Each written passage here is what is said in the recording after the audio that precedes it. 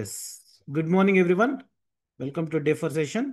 ఇవాళ మనము Python program రాసేటప్పుడు దాని బేసిక్ సింటాక్స్ ఎలా ఉంటుంది, అవుట్పుట్ అండ్ ఇన్పుట్ ఆపరేటర్స్ ఏముంటాయి, కామెంట్స్ అనేవి ఎట్లా సెట్ చేస్తాం, అండ్ డాక్యుమెంటేషన్ ఒకటి, కోడింగ్లో ఎర్రర్స్, డిబగ్గింగ్ బేసిక్స్ చూద్దాము.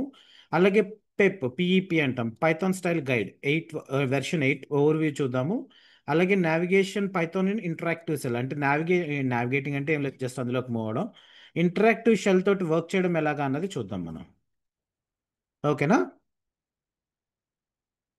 పైథాన్ సింటాక్స్ అండ్ స్ట్రక్చర్ అంటే ఇప్పుడు మనము ఇప్పటి వరకు ఏం చేసాము, జస్ట్ ఇన్స్టలేషన్స్ వరకే చూసాం, మనం అంతకు మించి వెళ్ళాల. ఇవాళ మనము విఎస్ కోడ్ మీద వర్క్ చేద్దాం. నా లోకల్లోనే చేస్తాను. ఓకే, విఎస్ కోడ్ అనేది ఎక్కడైనా కామన్గానే మీరు పైథాన్ ఇన్స్టాల్ చేసేసుకున్నారా అందరూ కూడాను? తీసేసుకున్నాం Yes, sir. sir. Yeah, it's Sir. Fine.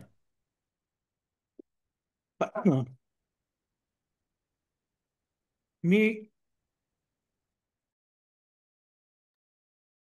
Me work అంతా ప్రవీణ్ రెడ్డి యూట్యూబ్లో అప్లోడ్ చేశారా అని అడుగుతున్నారండి. నేను రోజు చేస్తున్నానా 3 రోజుల నుంచి?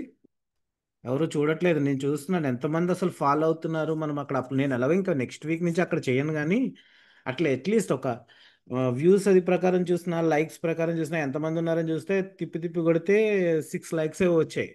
మన స్టూడెంట్స్లో నిజంగా ఎంతమంది ఫాలో అవుతున్నారో నాకు తెలియదు.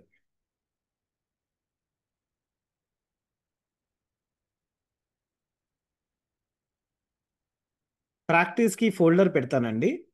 ఓకేనా? ఈ ఫోల్డర్లో మనము ఫైల్స్ ఒక్కొక్కటి క్రియేట్ చేసుకుంటూ వర్క్ చేద్దాం.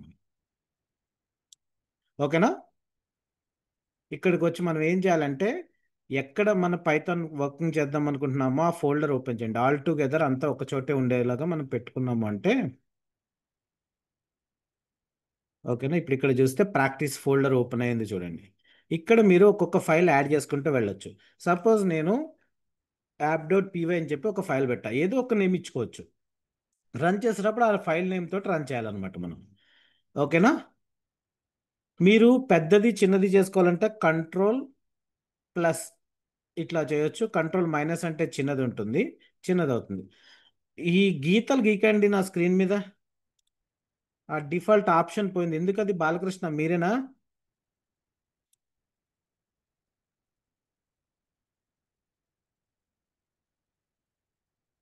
ఓకే. సో ఇట్లా మనం ఫైల్ ఓపెన్ చేసుకుంటాం. ఓకే, ఇక్కడ ఏదైనా ఒక ఫైల్ క్రియేట్ చేస్తే మనం ఇక్కడ జస్ట్ ఇక్కడే ప్యారలల్గా ఓపెన్ చేసుకోవచ్చు, చేసుకుని వర్క్ చేసుకోవచ్చు. వర్క్ చేసుకున్న దాన్ని ఎగ్జిక్యూట్ చేయడానికి 2 డిఫరెంట్ ఆప్షన్ ఉంటాయి. కన్సోల్ ఫార్మేట్లో రన్ చేయాలంటే ఇక్కడ మీరు టెర్మినల్ ఓపెన్ చేసుకుని ఇక్కడ రన్ చేసుకోవచ్చు. లేకపోతే ఇక్కడ రన్ ఆప్షన్ కనిపిస్తుందండి, ఈ రన్ ఆప్షన్ ద్వారా మీరు ఈ ఫైల్ని రన్ చేసుకోవచ్చు. లేదు అంటారా, ఇక్కడ డీబగ్గర్ కూడా సెట్ చేసుకోవచ్చు. ఒక్కొక్క లైన్ బై లైన్ ఎగ్జిక్యూట్ అవుతూ వెళ్తూ ఉంటుంది అనమాట. అన్నీ మనం ఇవాళ చూద్దాం, డీబగ్గర్ ఆప్షన్ తోటి ఎట్లా వర్క్ చేస్తామో ఏమని. ఓకేనా? పైథాన్ సింటాక్స్ అంటే ఏం లేదు, ఎలా రాయాలి మనం కోడ్ రాసేటప్పుడు ఏమేం ఫార్మాట్స్ ఫాలో అవ్వాలి, ఓకేనా అన్నది చూడాలి. ఇక్కడ మెయిన్ ఏంటంటేనండి, మనకి ఇండెంటేషన్ అన్నది అన్నింటికంటే చాలా ఇంపార్టెంట్. మనము సి++ ఇలాంటి లాంగ్వేజెస్, లేకపోతే C# ఇలాంటి లాంగ్వేజెస్లో వర్క్ చేస్తున్నాం అనుకోండి. మొన్న నేనేంటి ఆన్లైన్ కంపైలర్ చెప్పాను కదా, 1 కంపైలర్. ఓకే, ఇప్పుడు మీరు C#లో కానీ, సిలో కానీ, C++లో ఇలాంటి ఈవెన్ జావా మీరు కోడ్ రాస్తున్నారు అనుకోండి. ఇప్పుడు సిలో కోడ్ రాస్తున్నారు, C++, C# అంటారు అనమాట దీన్ని. ఓకే, C++ నెక్స్ట్ వెర్షన్ ఇది.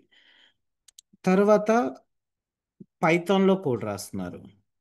ఓకే, ఇక్కడ జస్ట్ సింపుల్గా ఇక్కడ ఎందుకు చూపిస్తున్నానంటే C# నా దగ్గర లేదు కనుక ఇక్కడ చూపిస్తున్నా.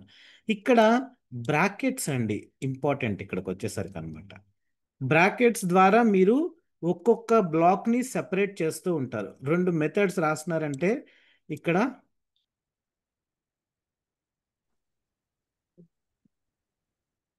మీరు ఇలా అయినా పెట్టుకోవచ్చు. ఓకే, ఇట్లా అయినా పెట్టుకుని రన్ చేసుకోవచ్చు కోడ్ని. కానీ పైథాన్లో ఏంటంటే ఇలాంటి కర్లీ బ్రేసెస్ ఉండవండి మీకు ఇక్కడ చూసుకుంటే. ఓకేనా? కర్లీ బ్రేసెస్ ఉండకుండా ఇక్కడ మనం ఏంటంటే క్లాస్లో దీన్ని కాల్ చేయలేదు కదా, అందుకని చెప్పేసి ఇట్లా వస్తుంది అంతే. దీన్ని మెయిన్ వన్ ఇందులో ఇలా కాల్ చేయొచ్చు అనుకుంటా. ఓకే, ఇలా కాల్ చేయొచ్చు. ఓకే, ఈ మెథడ్లో కాల్ చేశాను నేను అంతే. ఓకే, ఏదైనా సరే ఇక్కడ ఇండెంటేషన్కి మీకు పెద్ద ప్రిఫరెన్స్ ఉండదండి. కానీ ఇక్కడ మీకు పైథాన్లోకి వచ్చి చూస్తే ఇక్కడ ఇండెంటేషన్కి చాలా ఇంపార్టెంట్. ఇండెంటేషన్ అంటే ఏం లేదు, స్పేసెస్. ఒక బ్లాక్ ఇన్సైడ్ దిస్ బ్లాక్ సి++లో ఆర్ C#లో జావాలో ఏంటంటే within this flower brackets మనం కోడ్ రాస్తూ ఉంటాం. దీని అర్థం ఏంటంటే ఇదంతా కలిపి ఒక గ్రూప్ అన్నమాట. అలాగే ఇక్కడంతా కూడా కలిపి ఒక గ్రూప్ అన్నట్లు ఇది. ఓకే, ఇట్లా మనం కోడ్ రాస్తూ ఉంటాం ఇందులో.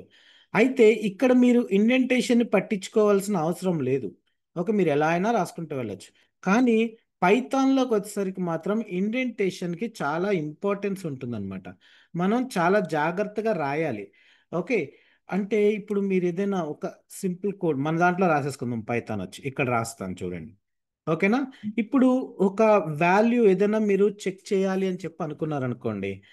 మనము ఏదైనా ఒక వాల్యూ 1 అనే దాన్ని రీడ్ చేస్తున్నాము. రీడ్ చేస్తున్నప్పుడు మనం ఏ ఆపరేటర్ యూజ్ చేస్తామంటే ఒక వాల్యూ రీడ్ చేస్తున్నప్పుడు మనము సి అనుకోండి, స్కాన్ఎఫ్ అని చెప్పి రెండు ఉంటాయి. C++లో అయితే సిఅవుట్ అని చెప్పేసి ఉంటాయి. ప్రింట్ఎఫ్లో ఏం చేస్తాము, అవుట్పుట్ని ప్రింట్ చేస్తాము. స్కాన్ఎఫ్లో ఏం చేస్తాము, డేటాని రీడ్ చేస్తాము. ఇక్కడ మీరు ఇన్పుట్ ఇస్తున్నారు. ఓకేనా, ఒక వాల్యూని రీడ్ చేయాలనుకుంటున్నారు. So please enter the value అని చెప్పేసి మనం టెక్స్ట్ ఇచ్చాము ఇక్కడ. ఇలా ఏం చేస్తుంది ఇది చేస్తే మీకు ఇప్పుడు దీన్ని రన్ చేసామనుకోండి, పైథాన్ స్పేస్ యాప్.py ఆ ఫైల్ రన్ చేస్తున్నాం. మనం ఇక్కడ ఏ పాత్లో ఉన్నాము, టెర్మినల్ మన ఫైల్ ఎక్కడ ఉంది, ప్రాక్టీస్ ఫోల్డర్లో ఉంది. ప్రాక్టీస్ ఫోల్డర్ ఎక్కడుంది, ఇలా సమ్ పాత్ ఉంది ఇక్కడ. అదే పాత్లో ఈ టెర్మినల్ ఉందా లేదా అని చూసుకోవాలి.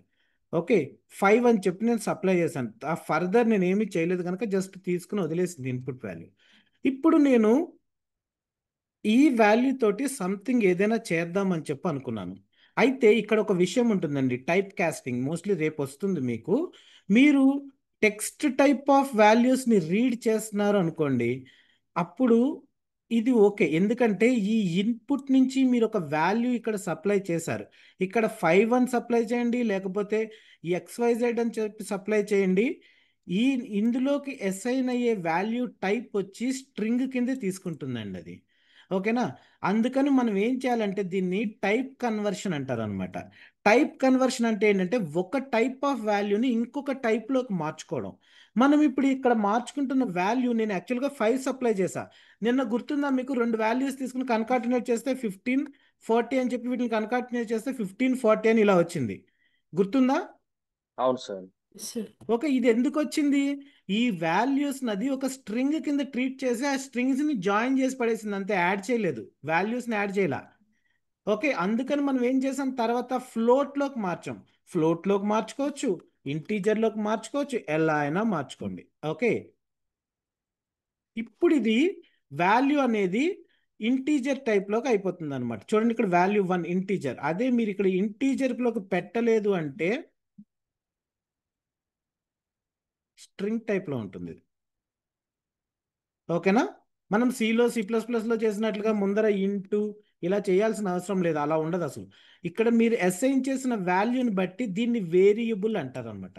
ఈ వేరియబుల్కి అసైన్ అయ్యే వాల్యూ టైప్ అనేది ఉంటుంది. మనం ఇప్పుడు ఇక్కడ ఇన్పుట్ అని చెప్పి డైరెక్ట్గా వాల్యూ తీసేసుకున్నాం కనుక ఇది స్ట్రింగ్ కిందే ట్రీట్ చేస్తుంది. స్ట్రింగ్స్ తోటి రెండు స్ట్రింగ్స్ నుంచి మనం అర్థమెటిక్ ఆపరేషన్స్ చేయగలమా? XYZ MNO కలపండి అంటే ఏం చెప్తారు మీరు? XYZ MNO అంటారు అంతే. అంతేనా?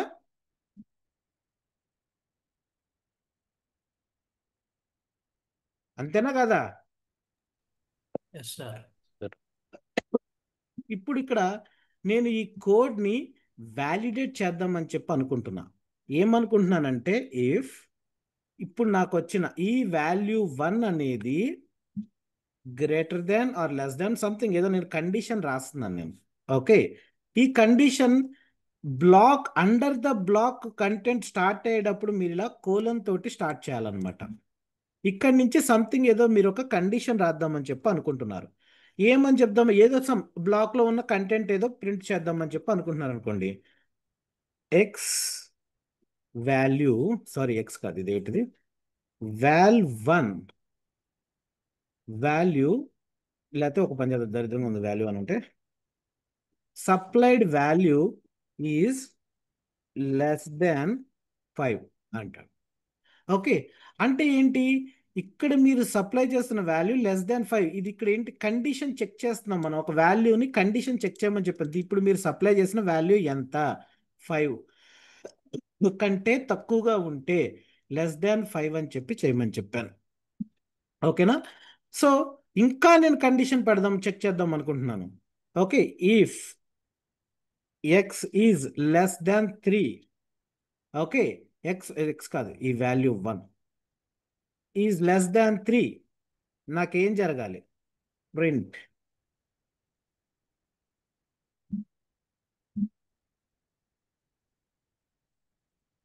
Supplied value is less than 3 అని చెప్పి చెప్పింది. ఇక్కడ మీరు ఒక విషయాన్ని అబ్జర్వ్ చేస్తుంటే, నేను ఇక్కడ ఒక 4 స్పేసెస్ గ్యాప్ ఇస్తున్నాను ఒక్కొక్క దాంట్లోనూ కూడా. అబ్జర్వ్ చేస్తున్నారా? Yes sir. ఈ రెండు కూడా ఒకటే లెవెల్, దీంట్లో మనకేం ప్రాబ్లం లేదు. కానీ ఈ కోడ్లో ఈ ఈ పార్ట్ అంతా కలిపి ఒక బ్లాక్, ఇది అండర్ దిస్ బ్లాక్ ఇది అనదర్ బ్లాక్. అందుకని ఇక్కడ దీనికి దీనికి మళ్ళీ ఇంకొక సెపరేట్గా 4 ట్యాబ్స్ ఇచ్చాను నేను. అర్థమవుతుందా ఎస్. ఏమండి? ఓకే, దీన్ని ఇండెంటేషన్ అంటాం అనమాట. దీన్ని సేవ్ చేసి పైథాన్ రన్ చేయండి. Enter the value 4, supplied value is less than 5. ఇది ఒక్కటే అయింది, ఎందుకని ఇది 4 అంటే లెస్ దాన్ 5 కానీ లెస్ దాన్ 3 కాదు, అందుకని ఇది వర్క్ అవ్వాల. అదే నేను 2 ఇచ్చాను, ఈ రెండు ప్రింట్ అయ్యాయి. అంటే ఈ సెపరేట్ బ్లాక్ ఇది కూడా ఎగ్జిక్యూట్ అయింది మీకు. ఓకే, ఇక్కడ మీకు ఇండెంటేషన్ ఇవ్వడం అనేది అన్నింటికంటే చాలా ఇంపార్టెంట్. మనం ఇక్కడ స్పేసెస్ తోటే మొత్తం కోడ్ అంతా డిఫరెంట్ డిఫరెంట్ బ్లాక్స్లోకి సెపరేట్ చేస్తాం. సి++, జావా, C# వీటిల్లో కర్లీ బ్రేసెస్లో చెప్తారు. ఓకేనా, ఇక్కడ మీకు బ్లాక్ స్టార్ట్ అవుతోంది అనే దానికి సింబల్ దిస్ కోలన్ అనమాట. ఓకేనా, హలో, ఎస్ సార్. ఓకేనా, code runs from top to bottom directly, పైనుంచి కింద దాకా. మీరు ఏదైనా ఫంక్షన్స్ కానీ మెథడ్స్ రాసుకుంటే కానీ లేక రాసుకుంటే వేరే విషయం, కానీ లేకపోతే పైనుంచి కిందకి కోడ్ రన్ అవుతూ ఉంటుంది అన్నమాట వరుసగా. ఇప్పుడు ఇక్కడ ఇండెంటేషన్ అంటే 4 స్పేసెస్ ఇవ్వాల్సిన అవసరం లేదండి, 4 స్పేసెస్ లాగానే ఇవ్వాల్సిన అవసరం లేదు. మీరు ఒక స్పేస్ అయినా ఇవ్వండి పర్వాలా, కానీ నెక్స్ట్ నుంచి కంటిన్యూ అయ్యేటప్పుడు అదే ఫార్మేట్ ఫాలో అవ్వాలి మీరు ఇలా. ఓకేనా, ఎస్. సార్. ఇదే విధంగా ఫాలో అవ్వాలన్నమాట. దీన్ని ఇండెంటేషన్ ఆర్ స్పేసెస్ అంటాం. వీటిని మనం ఇట్లా ఫాలో అవ్వలేదంటే కన్ఫ్యూజ్ అవుతుంది ఇది మీకు. ఇక్కడ 2 వచ్చే, ఇక్కడి నుంచి ఇక్కడికి ఒక స్పేస్, తర్వాత ఇంకొక స్పేస్, అన్ఎక్స్పెక్టెడ్ ఇండెంట్. ఓకే, ఈ రెండు ఒకటే లైన్లో ఉండాలి, ఎందుకంటే ఇది దీంట్లో పార్ట్, ఇది దీని అండర్లో ఉన్న బ్లాక్ కాదు, ఈ రెండు ఒకటే లెవెల్లో ఉన్నవి ఇవి. ఇది దీని అండర్లో ఉన్న బ్లాక్ కనుక ఆ విధంగా ఉంటుంది అనమాట. నేను 2 ఇచ్చా, అప్పుడు 2 బ్లాక్స్ ఎగ్జిక్యూట్. ఇలాగే ఇవ్వకల ఇంకొక స్పేస్ ఇక్కడ ఇచ్చారనుకోండి ఏం పర్లా, కానీ దీని ఈక్వలెంట్ బ్లాక్స్ అన్నీ కూడా 2 స్పేసెస్లో ఉండాలి మీకు ఇక్కడ, ఈ బ్లాక్ వరకు. దాని కింద మళ్ళీ మీ ఇష్టం, 1 ఇస్తారా, 2 ఇస్తారా, 3 ఇస్తారా, మీ ఇష్టం. కానీ ఈ బ్లాక్లో ఉన్న నెక్స్ట్ స్టేట్మెంట్స్ అన్నీ కూడా అదే ఇండెంటేషన్ ఫార్మేట్ ఫాలో అవ్వాలి. ఇక్కడేమో 2 ఇచ్చి 4 ఇచ్చి ఇక్కడ మీరు ఒకటే ఇస్తానంటే కుదరదు. అర్థమైందా? Hello, yes sir. Yes sir. Okay, ఈ విధంగా మనం రాస్తాం అనమాట కోడ్ రాసుకునేటప్పుడు. ఇలా మీరు ఏదైనా మెథడ్ రాశారనుకోండి, మెథడ్ అంటే ఏం లేదు, ఫంక్షన్, ఇది ఫంక్షన్ అంటాము, క్లాస్లో రాసేదాన్ని మెథడ్ అంటాం మనం. ఓకే, ఒక ఫంక్షన్ ఏదైనా రాసామనుకోండి, సెట్ ఆఫ్ కోడ్ అంతా కూడా అందులో రాసుకుంటూ వెళ్ళొచ్చు. అప్పుడు టాప్ టు బాటమ్ మీరు ఇలా ప్లెయిన్గా రాసుకుంటూ వెళ్ళిపోయారు అనుకోండి, దీని తర్వాత ఇది రన్ అవుతుంది, దీని తర్వాత ఇది, దీని తర్వాత ఇది, దీని తర్వాత ఇది, దీని తర్వాత ఇది, మొత్తం కంపైల్ అవుతుంది అనమాట. అలా కాకుండా మీరు మెథడ్ ఏదైనా, సారీ నాకు మెథడ్ అలవాటు అయిపోయింది, ఫంక్షన్ ఏదైనా రాశారంటే ఫస్ట్ ఈ ఫంక్షన్ కాకుండా అది ఎక్కడ కాల్ అయిందో ఇక్కడ మొదలై ఇక్కడికి వెళ్ళి ఇందులో ఉన్న కోడ్ రన్ అవుతుంది. ఇదేంటన్నది నేను తర్వాత చూపిస్తా. ఓకే, కన్సిస్టెంట్గా ఒక బ్లాక్లో ఉన్న మొత్తం మీ కోడ్ అంతా కూడా the statements inside the same block must be indented correctly consistently. అంటే ఏంటంటే దాని ఇండెంటేషన్ అనేది కన్సిస్టెంట్గా ఉండాలి. ఆ కన్సిస్టెన్స్ అనే మాటకు అర్థం ఏంటి? ఇక్కడ మీరు రెండు ఇచ్చుకున్నారు, ఈ బ్లాక్ లెవెల్లో మీరు ఏవైనా రాస్తుంటే అవన్నీ కూడా ఆ ఇండెంటేషన్ అనేది ఒకటే లెవెల్లో ఉండాలి. ఇలా ఒక్కొక్క స్పేస్ ఇచ్చుకోవడం అనేది మంచి పద్ధతి. అప్పుడు దీని అర్థం ఏంటి? మీరు ఒక విషయం చూడండి, సప్లైడ్ వాల్యూస్ లెస్ దాన్ 5 రెండు సార్లు ప్రింట్ కావాలి. మనం 4 ఇచ్చామంటే 4 లెస్ దాన్ 5 2 టైమ్స్ ఇక్కడ ప్రింట్ అయింది మీకు. దాని అర్థం ఏంటి? ఇది ఇది ఒకటే బ్లాక్, ఒకటే లెవెల్ బ్లాక్. దీనికి ఇఫ్ కండిషన్లో ఇన్సైడ్ ద బ్లాక్కి సంబంధం లేదు. ఓకే, ఇన్సైడ్ ద బ్లాక్ మీకు దీన్ని ట్రీట్ చేయాలంటే మీరు ఇక్కడ ఒక ఇండెంటేషన్ ఇలా ఇచ్చుకుంటూ వెళ్ళారనుకోండి, అప్పుడు ఇది ఈ బ్లాక్లో పార్ట్ అవుతుంది. లేకపోతే మీరు ఇలా వదిలేశారు, 3 స్పేసెస్ రిమూవ్ చేశారు అంటే ఈ బ్లాక్లో పార్ట్ అయిపోతుంది. అది అర్థమవుతుందా? ఇక్కడ చిన్న చిన్న వైట్ డాట్స్ కనిపిస్తున్నాయి, మీకు తెలుస్తుందండి అది? Yes, sir. Yes. ఓకే, అది ఒక్కొక్క స్పేస్కి మీకు ఒక్కొక్క వైట్ డాట్ వస్తూ ఉంటుందండి ఇలాగా. మీకు ఇది మన నోట్ ప్యాడ్లో కానీ, నోట్ ప్యాడ్లో మెయిన్ చూస్తుంటే మీకు ఈ డిఫరెన్స్ తెలియదు అనమాట. అదే ఇలాంటి విఎస్ కోడ్లో కానీ పైచార్మ్లో కానీ వర్క్ చేస్తుంటే ఆ ఇండెంటేషన్ రిలేటెడ్ క్లియర్ ఇన్ఫర్మేషన్ మీకు ఉంటుంది. ఓకేనా? Statements in the same block must be indented consistently. ఓకేనా? అది పైథాన్ బేసిక్ స్ట్రక్చర్ అనమాట. దీని సింటాక్స్ రూల్స్ ఏమున్నాయో చూడండి. దీని ఇండెంటేషన్ అనేది ఎలా ఉండాలి, స్పేసెస్ అనేవి పర్ఫెక్ట్గా ఉండాలన్నమాట. మనకి కేస్ సెన్సిటివిటీ అంటే మీరు ఇప్పుడు ఇక్కడ వాల్యూ 1 అన్నారు, వాల్ 1 అనేది క్యాపిటల్ వి ఇచ్చాను అనుకోండి నేను, ఇది ఈక్వల్ కాదు.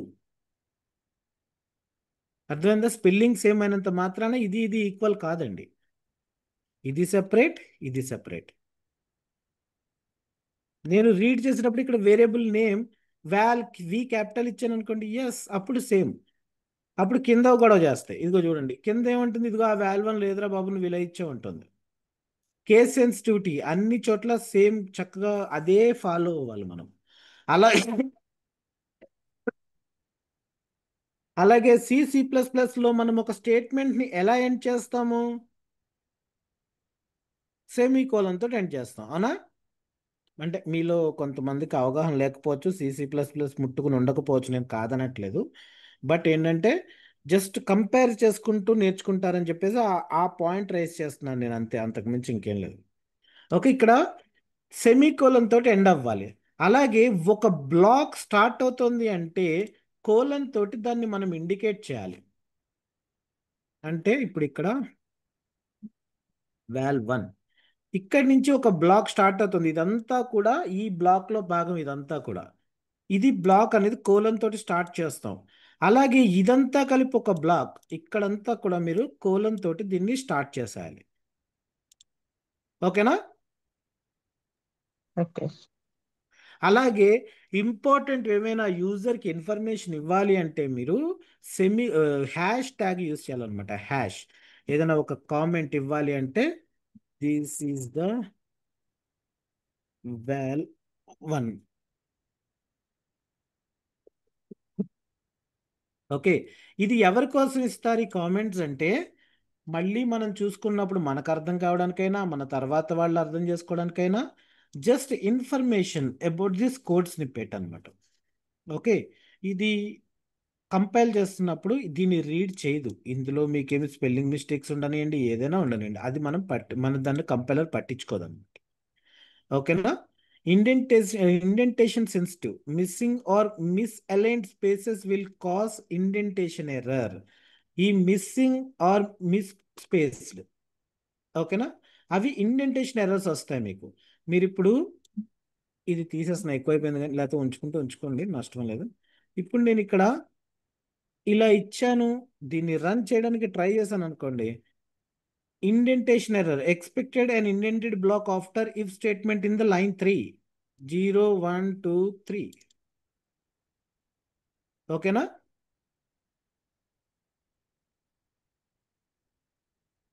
క్లియర్ అండి? yes sir, Yes, sir. తర్వాత పైథాన్లో మనం డేటాని రీడ్ అండ్ రైట్ ఆపరేషన్స్ చాలా చోట్ల చేయాల్సి వస్తుంటుంది. రీడ్ ఆపరేషన్ ఎప్పుడు కూడా ఇన్పుట్, రైట్ ఆపరేషన్ అంటే ఏదైనా వాల్యూ రీడ్ చేయాలంటే ఇన్పుట్. ఓకేనా? అయితే మీరు జాగ్రత్తగా గుర్తుపెట్టుకోవాల్సింది ఓన్లీ మీరు ఇన్పుట్ ఇది తీసేద్దాం ఉండండి. ఓకే, మీరు ఓన్లీ ఇలా ఇచ్చుకుంటూ వెళ్తే ఇన్పుట్ ఓన్లీ అన్నారు అంటే అది స్ట్రింగ్ టైప్ కింద ట్రీట్ చేస్తుంది. వాల్ 1లోకి వచ్చే వాల్యూ స్ట్రింగ్ టైప్ ఉంటుంది. కానీ ఫర్దర్ మీరు ఏదైనా నంబర్ అందులోకి పంపించి దాని నుంచి ఏమైనా అర్థమెటిక్ ఆపరేషన్స్ చేయాలనుకుంటున్నారు అనుకోండి, అప్పుడు మీకు అది ఎర్రర్ వస్తుంది అనమాట. అందుకని మీరు రెండు రకాలుగా చేయొచ్చు, ఇక్కడే చేయాలని లేదు. ఈ ఇంట్ని మీరు వాల్ 1 ఇక్కడ కూడా చేయొచ్చు, ఇంట్ ఆఫ్ అని చెప్పి మార్చుకుని చేసుకుంటూ వెళ్ళొచ్చు. కానీ ఇంట్ దీన్ని నేను టైప్ కాస్టింగ్ గురించి చెప్పినప్పుడు చెప్తాను నేను. ఓకే, ఇలా మనం మార్చుకుంటూ వెళ్ళొచ్చు, కాకపోతే ఇప్పుడు కాదు. ఇక్కడే ఫస్ట్ రీడ్ చేయడం దగ్గరే నేర్చుకోండి ఫస్ట్, తర్వాత టైప్ కాస్టింగ్ దగ్గర ఎలా మార్చుకోవాలి డైనమిక్గా అన్నది నేను చెప్తా. ఓకే, కాకపోతే ఏంటంటే ఇది మీకు రిటర్న్ చేసే వాల్యూ ఎప్పుడూ కూడా స్ట్రింగ్ టైప్ ఇస్తుంది అనమాట. ఓకే, ఇన్పుట్ ఫంక్షన్ తర్వాత మీరు ఏదైనా ప్రింట్ చేయాలంటే అవుట్పుట్ కావాలంటే ప్రింట్ ఫంక్షన్ యూజ్ చేస్తారు. ఓకేనా?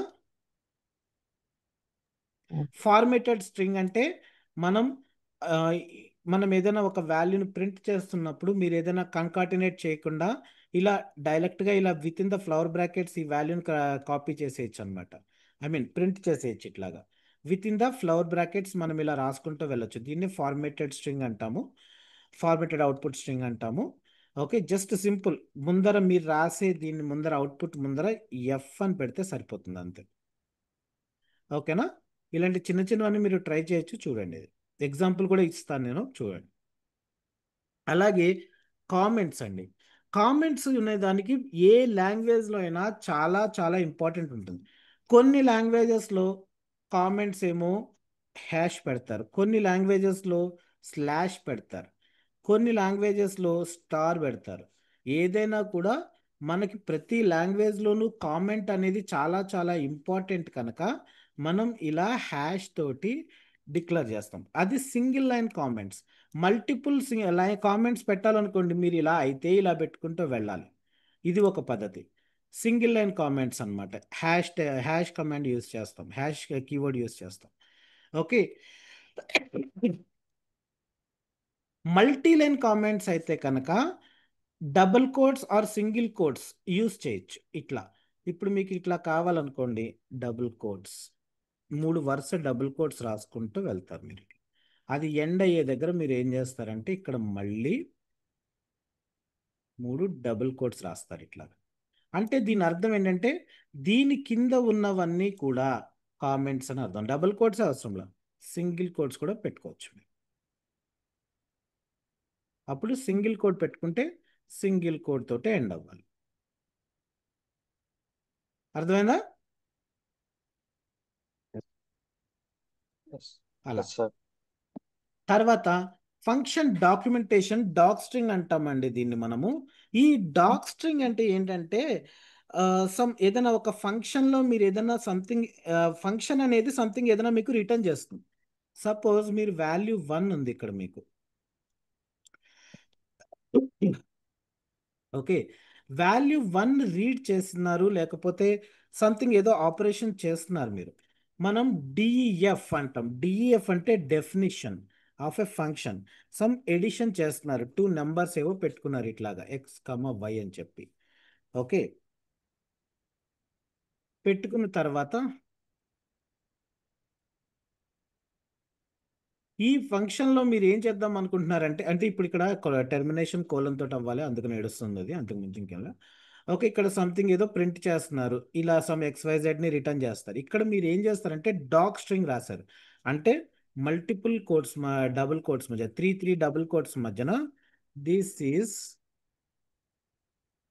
ఎడిషన్ అని చెప్పి రాశారు. ఓకేనా? ఇది ఏం చేస్తుంది? ఈ ఫంక్షన్ రిటర్న్ చేస్తుంది. రిటర్న్ చేయడం అంటే ఏంటంటే ఈ ఫంక్షన్ని రన్ చేస్తే మీకు వచ్చే వాల్యూని ఇస్తుంది అనమాట. ఇస్తే ఈ రిటర్న్ అనేది చేయాల్సిన మ్యాండేటరీ కాదు, కాకపోతే చేస్తే చేయవచ్చు. ఎక్స్ ప్లస్ వై అని చెప్పి మీరు రిటర్న్ చేస్తున్నారు. ఈ ఫంక్షన్ని మీరు కాల్ చేస్తున్నప్పుడు దీన్ని ఫంక్షన్ అంటారు. దీనికి రీయూజబిలిటీ ఉంటుంది మీకు. ఓకేనా? ఈ ఫంక్షన్లో మీరు ఏం చేస్తున్నారు అన్నది తెలుసుకోవాలనుకున్నారు అనుకోండి, యాడ్. ఓకే, ఈ యాడ్లో మీరు ఇక్కడ పెట్టారు ఈ ఫంక్షన్ తాలూకా ఇన్ఫర్మేషన్ మీరు ఇక్కడ చెప్తున్నారు. ఇందులో ఏం చేస్తున్నామో చెప్తున్నారు. అది ప్రింట్ చేయాలంటే add dot underscore doc. ఓకేనా? డాక్లో సంథింగ్ ఎర్రర్ వచ్చింది. File traceback must be. ఒక పని చేద్దాం, దీన్ని ప్రింట్ చేద్దాం.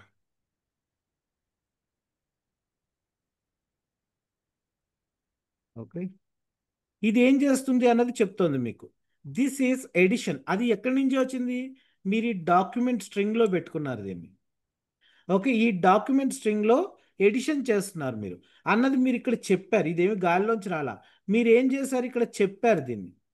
ఓకే, ఈ చెప్పారు కనుక ఆ ఇన్ఫర్మేషన్ మీకు చెప్తుంది అనమాట. ఎవరి కోసం ఇది? ఆ ఫంక్షన్ దేనికి అన్నది ఎవరికైనా తెలుసుకోవాలనుకున్నాను కానీ ఇది ఎక్కడ ఉపయోగపడతాయంటేనండి మీకు ఇప్పుడు పెద్ద మ్యాటర్ కాదు ఇక్కడ చూస్తుంటే, కానీ రేపు పొద్దున్న మనము ఇన్హెరిటెన్స్, ఎన్కాప్సులేషన్, పాలిమార్ఫిజం ఇలా ఊప్ కాన్సెప్ట్స్ ఏవైతే యూజ్ చేస్తున్నామో ఆ టైంలో వేరే క్లాస్లో ఉన్న మెథడ్స్ని కానీ ఫంక్షన్స్ కానీ మనం వాడుతున్నప్పుడు ఇలాంటివి మనకు ఉపయోగపడతాయి అన్నమాట. అది దేనికి అన్నది తెలుసుకోవడానికి. ఎందుకంటే కొన్నిసార్లు మనం వేరే క్లాస్లో ఉన్నవి ఏమైనా వాడుకుంటున్నాము, వేరే డాక్యుమెంట్లో ఉన్నవి ఏమైనా వాడుకుంటున్నాము అంటే అవి దేనికి అన్నది మనకి తెలియాలంటే ఫస్ట్ దీన్ని రాసిన వాళ్ళు దీని గురించి ఇన్ఫర్మేషన్ మనకి ఇవ్వాలన్నమాట. అప్పుడే అది ఏంటి అన్నది మనం ప్రింట్ చేసో లేకపోతే వేరే దాంట్లో ఒక రీడ్ చేసో తెలుసుకోగలుగుతాం. ఓకే, దానికోసం అన్నమాట. ఇక్కడ మనకి ఒక డాక్ స్ట్రింగ్ మాత్రమే మనకి అలౌ చేస్తుంది. మీకు మల్టిపుల్ డాక్ స్ట్రింగ్స్ ఏమైనా ఇప్పుడు ఇలా మల్టిపుల్ డాక్ స్ట్రింగ్స్ రాయడానికి ఉండదు. రాసిన తీసుకోదు, మీకు ఒకటే రిటర్న్ చేస్తుంది ప్రింట్లో పెట్టుకుంటే. అప్పుడు మీరు ఇక్కడ ఏం చేయాలంటే ఇది తీసేసి దీన్ని అంతా కలిపి ఒకటే డాక్ స్ట్రింగ్ కింద ట్రీట్ చేసి అప్పుడు మీరు దాన్ని ప్రింట్ చేయమంటే సరిపోతుంది. ఇట్లా ఓకేనా? ఒకటే రాయగలం అన్నట్టు డిఫాల్ట్గా వచ్చి. కామెంట్స్ అనేవి మనకి చాలా చాలా ఇంపార్టెంట్ అండి. కామెంట్స్ ఎందుకు ఇంపార్టెంట్ అంటే మనకి ఇప్పుడు మీరు ఇంకా ఇనీషియల్ స్టేజ్లో ఉన్నారు. రేపు పొద్దున్న రియల్ టైంలో వర్క్ చేస్తూ పెద్ద పెద్ద అప్లికేషన్స్ మీద వర్క్ చేస్తున్నప్పుడు ఎవరు కూడా లైఫ్ టైం ఒక ప్రాజెక్ట్ మీద ఒక్కళ్ళే ఉండి వర్క్ చేయరు. ఇవాళ జాయిన్ అయిన వాడు ఒక ఏడాది తర్వాత ఉంటాడో ఉండడో ఎవరికీ తెలియదు. సో అలాంటప్పుడు ఏంటంటే వాడు ఏం వర్క్ చేశాడు, ఒక కోడ్ ఎందుకు రాశాడు, అలాంటివన్నీ కూడా చిన్న చిన్న వర్డ్స్లో నెక్స్ట్ వాళ్ళకి అర్థమయ్యేలా చెప్పడం కోసం కామెంట్స్ అనే సెక్షన్ మనం వాడుకుంటూ ఉంటాం అనమాట. చాలా ఉపయోగపడుతుంది కామెంట్స్ అనేది, మనకి చాలా ఉపయోగపడుతుంది. మనకే ఒక్కొక్కసారి ఏమైపోతుందంటే ఈవెన్ మనమే రాసిన ఒక ఏడాది కొన్నాళ్ళు పోయిన తర్వాత మనం డైరెక్ట్గా దాని మీద వర్క్ చేయడం మానేసాం అనుకోండి, కొన్ని రోజుల తర్వాత మనకే దాని మీద ఆ రోజు ఏం చేసాము అన్న దాని మీద డౌట్ వస్తుంది. అది అందరికీ రియల్ టైంలో మీరు రేపు పొద్దున్న వర్క్ చేయడం మొదలు పెడితే మీరు అందరూ ఎక్స్పీరియన్స్ చేస్తారు దాన్ని. సో అలాంటప్పుడు ఈ కామెంట్స్ రాసుకుంటూ మనం వెళ్ళాము అంటే రేపన్న రోజున మనకే ఉపయోగపడుతూ ఉంటుంది అనమాట. క్లియర్ అండి? Yes sir. తర్వాత ఎర్రర్స్ ఉంటాయి. ఎర్రర్స్లో మనం కోడ్ని డీబగ్ చేయడం ఒకటి, ఎర్రర్స్ని ట్రేస్ చేయడం ఒకటి చాలా ఇంపార్టెంట్ అండి. ఓకేనా? ఎర్రర్స్ అంటే సింటాక్స్ ఎర్రర్స్ ఉండొచ్చు. సింపుల్గా ఇక్కడ చెప్పినట్లుగా మనం దీన్ని ప్రింట్ని స్టార్ట్ చేసాం కానీ క్లోజ్ చేయలేదు ప్రాపర్గా, it is an error. Okay, statement must be separated by new lines or semicolons per line. ఇది ఏంటంటే ఇక్కడ దీన్ని ప్రాపర్గా మనం క్లోజ్ చేయలేదు కనుక అట్లా వస్తుంది. ఇలా ఈ కోలన్ మీరు సరిగ్గా ప్రాపర్గా ఇవ్వకపోయినా అంటే ఒక బ్లాక్ స్టార్ట్ అవుతున్నప్పుడు దానికి కోలన్ తోటి స్టార్ట్ చేస్తాం మనం, అలాంటివి ఇవ్వకపోయినా మీకు కొన్నిసార్లు ఎర్రర్స్ వస్తాయి. కొన్నిసార్లు రన్ టైం ఎర్రర్స్ వస్తాయండి. అంటే మీరిప్పుడు రెండు వేరియబుల్స్ ఇక్కడ సప్లై చేయండి. మీరే ట్రై చేయండి. ఇలా యాజ్ ఇట్ ఈస్ రెండు వేరియబుల్స్ తీసుకోండి. ఇలాగే తీసుకోండి. ఏ డివైడెడ్ బి బి పెట్టండి. ఏలో 10 పెట్టండి, బిలో 0 పెట్టండి. రిజల్ట్ ఏమొచ్చిందో చూసుకోండి మీరు. ఓకేనా? ఓకే. ఓకే, చాలా చిన్న విషయం ఇది. ఇలాంటివి ట్రై చేయండి. ఇది try catch black just example కింద చెప్తున్నాను కానీ, ఎందుకంటే అప్పుడే చెప్పకూడదు మీకు ట్రై క్యాచ్ బ్లాక్ అనుకున్నాను కానీ, దీన్ని ఫిక్స్ కోసం నేను ఇక్కడ చూపిస్తున్నాను మీకు అంతే. ఇది ఏం చేస్తుందంటే ట్రై ఎక్సెప్ట్ అంటే ఏంటంటే ట్రై చేయి ఇందులో. ఇప్పుడు మనం ఎప్పుడైనా సరే ఎర్రర్ వచ్చినంత మాత్రాన మీ అప్లికేషన్ యూజ్ చేసుకుంటున్న ఎండ్ యూజర్ గాడికి మనం ఎప్పుడు కూడా ఎర్రర్ చూపించకూడదు. వాడి దగ్గర వాడి దగ్గర ఇలా రన్ చేస్తే వాడికి ఇలా ఎర్రర్ వచ్చింది అనుకోండి, చూడడానికి దరిద్రంగా ఉంటుంది, మన పరుగు పోతుంది. మేనేజర్ తిడతాడు తర్వాత వచ్చి, ఇలాంటివి హ్యాండిల్ చేయలేవా నువ్వు అని చెప్పేసి అంటాడు. లేకపోతే కొన్నిసార్లు రన్ టైమ్ ఎర్రర్స్ అలాంటివి ఏమైనా వచ్చాయంటే ఎండ్ యూజర్కి ఎప్పుడు కూడా ఎర్రర్ కనబడకూడదండి. అందుకని మనం ఏం చేయాలంటే సారీ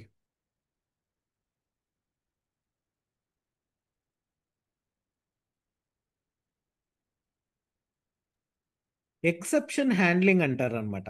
ఎక్సెప్షన్ హ్యాండ్లింగ్ అంటే ఏంటంటే ఇలాంటి ఎర్రర్స్ని ఎప్పుడు కూడా మనం హ్యాండిల్ చేయాలి. ఇలా మనం తీసుకున్నాం, పోనీ ఇదే ట్రై చేసి చూపిస్తా చూడండి మీకు. నేను ట్రై బ్లాక్ పెట్టాను నేను. ఓకే, ట్రై అనేది ప్రతి లాంగ్వేజ్లోనూ ఉండేదండి. ట్రై క్యాచ్ బ్లాక్స్ అంటారు, ఎక్సెప్షన్ హ్యాండ్లింగ్ అంటారు, ఏదైనా సరే ట్రై అంటే అర్థం ఏంటంటే దీన్ని ట్రై చేయి. ఓకేనా? ఎర్రర్ ఏమైనా వచ్చిందా కింద క్యాచ్ ఎక్సెప్షన్ బ్లాక్లో దాని తాలూకు ఇక్కడ జస్ట్ వీడు ఏమంటున్నాడు, కెనాట్ డివైడెడ్ బై 0. నువ్వు 10 0 పంపించావు. ఈ 10ని నేను ఇట్లా డివైడ్ చేయలేను. 10/0 అంటే మనకి ఇన్ఫినిటీ అయిపోతూ ఉంటుంది కదా రియల్ టైం మ్యాథమెటిక్స్లో కూడా. సో అలా డివైడ్ చేయడం నాకు కుదరదురా బాబు, నువ్వు అలా ఇవ్వక, ఇది ఇలా కుదరదు అని చెప్పి మనం వాడికి ఏదో జస్ట్ ఒక మెసేజ్ ఇచ్చి వదిలేస్తాం అనమాట అక్కడ. అందుకని ఏంటంటే ఇలాంటి వాటిలన్నింటినీ మనం ఎక్సెప్షన్ హ్యాండ్లింగ్లో మెయింటైన్ చేసుకుంటూ ఉంటాం. అప్పుడు మీకు రన్ టైం ఎర్రర్ రాదు, ఇక్కడ ప్రింట్ చేసిన మెసేజ్ వస్తుంది. అర్థమైందా? Yes sir. ఓకే, అప్పుడు ఎర్రర్ అనేది ఎప్పుడూ కూడానండి మీరు రియల్ టైంలో వర్క్ చేస్తున్నప్పుడు ఎండ్ యూజర్కి ఎప్పుడూ కూడా రియల్ టైంలో ఎర్రర్స్ అనేవి చూపించకూడదు. వాడికి మన కోడ్ తోటి సంబంధం లేదు. వాడు ఏదైనా క్యాలిక్యులేషన్స్ చేసుకోవడానికో లేకపోతే సంథింగ్ ఏదో, ఇప్పుడు స్టాక్ బ్రోకింగ్ సైట్స్ ఉంటాయండి, వాళ్ళు hundreds of millions and millions of డేటాను ప్రాసెస్ చేస్తూ ఉంటారు, బైట్స్ ఆఫ్ డేటాని. ఈ ప్రతి కంపెనీ షేర్ వాల్యూ తీసుకుంటారు, దాన్ని ఏవో అర్థమెటిక్ ఆపరేషన్స్ బ్యాక్ ఎండ్లో చేయడానికి కోడ్ రాయించుకుంటూ ఉంటారు డెవలపర్స్ని పెట్టి. ఆ వెబ్సైట్ని మీరు యూజ్ చేస్తున్నారు, మీరు వీటికి దేనికి సంబంధం లేని వాళ్ళు, ఎవరో ఒక ఆర్టిస్ట్ అనుకోండి, మీరు మీరు ఏదైనా ఇలాంటి స్టాక్ బ్రోకర్స్ యాప్లోకి వెళ్ళి ఏదైనా స్టాక్ కొందామని చెప్పి అనుకున్నారు, అక్కడ ఇలాంటి రన్ టైమ్ ఎర్రర్ ఏదైనా వచ్చింది అనుకోండి, దానికి మీరు ఏం చేస్తారు? అవునా? హలో, వేరే వాళ్ళు ఫిక్స్డ్ వర్షన్ మాట్లాడతారు ఉంది కానీ కదా సార్, మిగిలిన వాళ్ళు పక్కన మాట్లాడతారు. ట్రై ఉంది కదా సార్, ఇది ఇలా ట్రై చేస్తాం. మీరు కాదు, మీరు ఇన్ ద సెన్స్ మీరు కాదు, నేను అనేది మీరు అంటే ఎవరు? End user.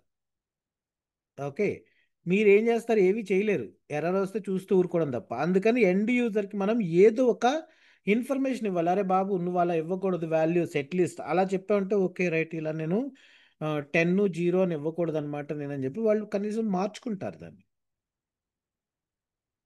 అర్థమైందా నేను చెప్పిన పాయింట్? సార్ అర్థమైంది.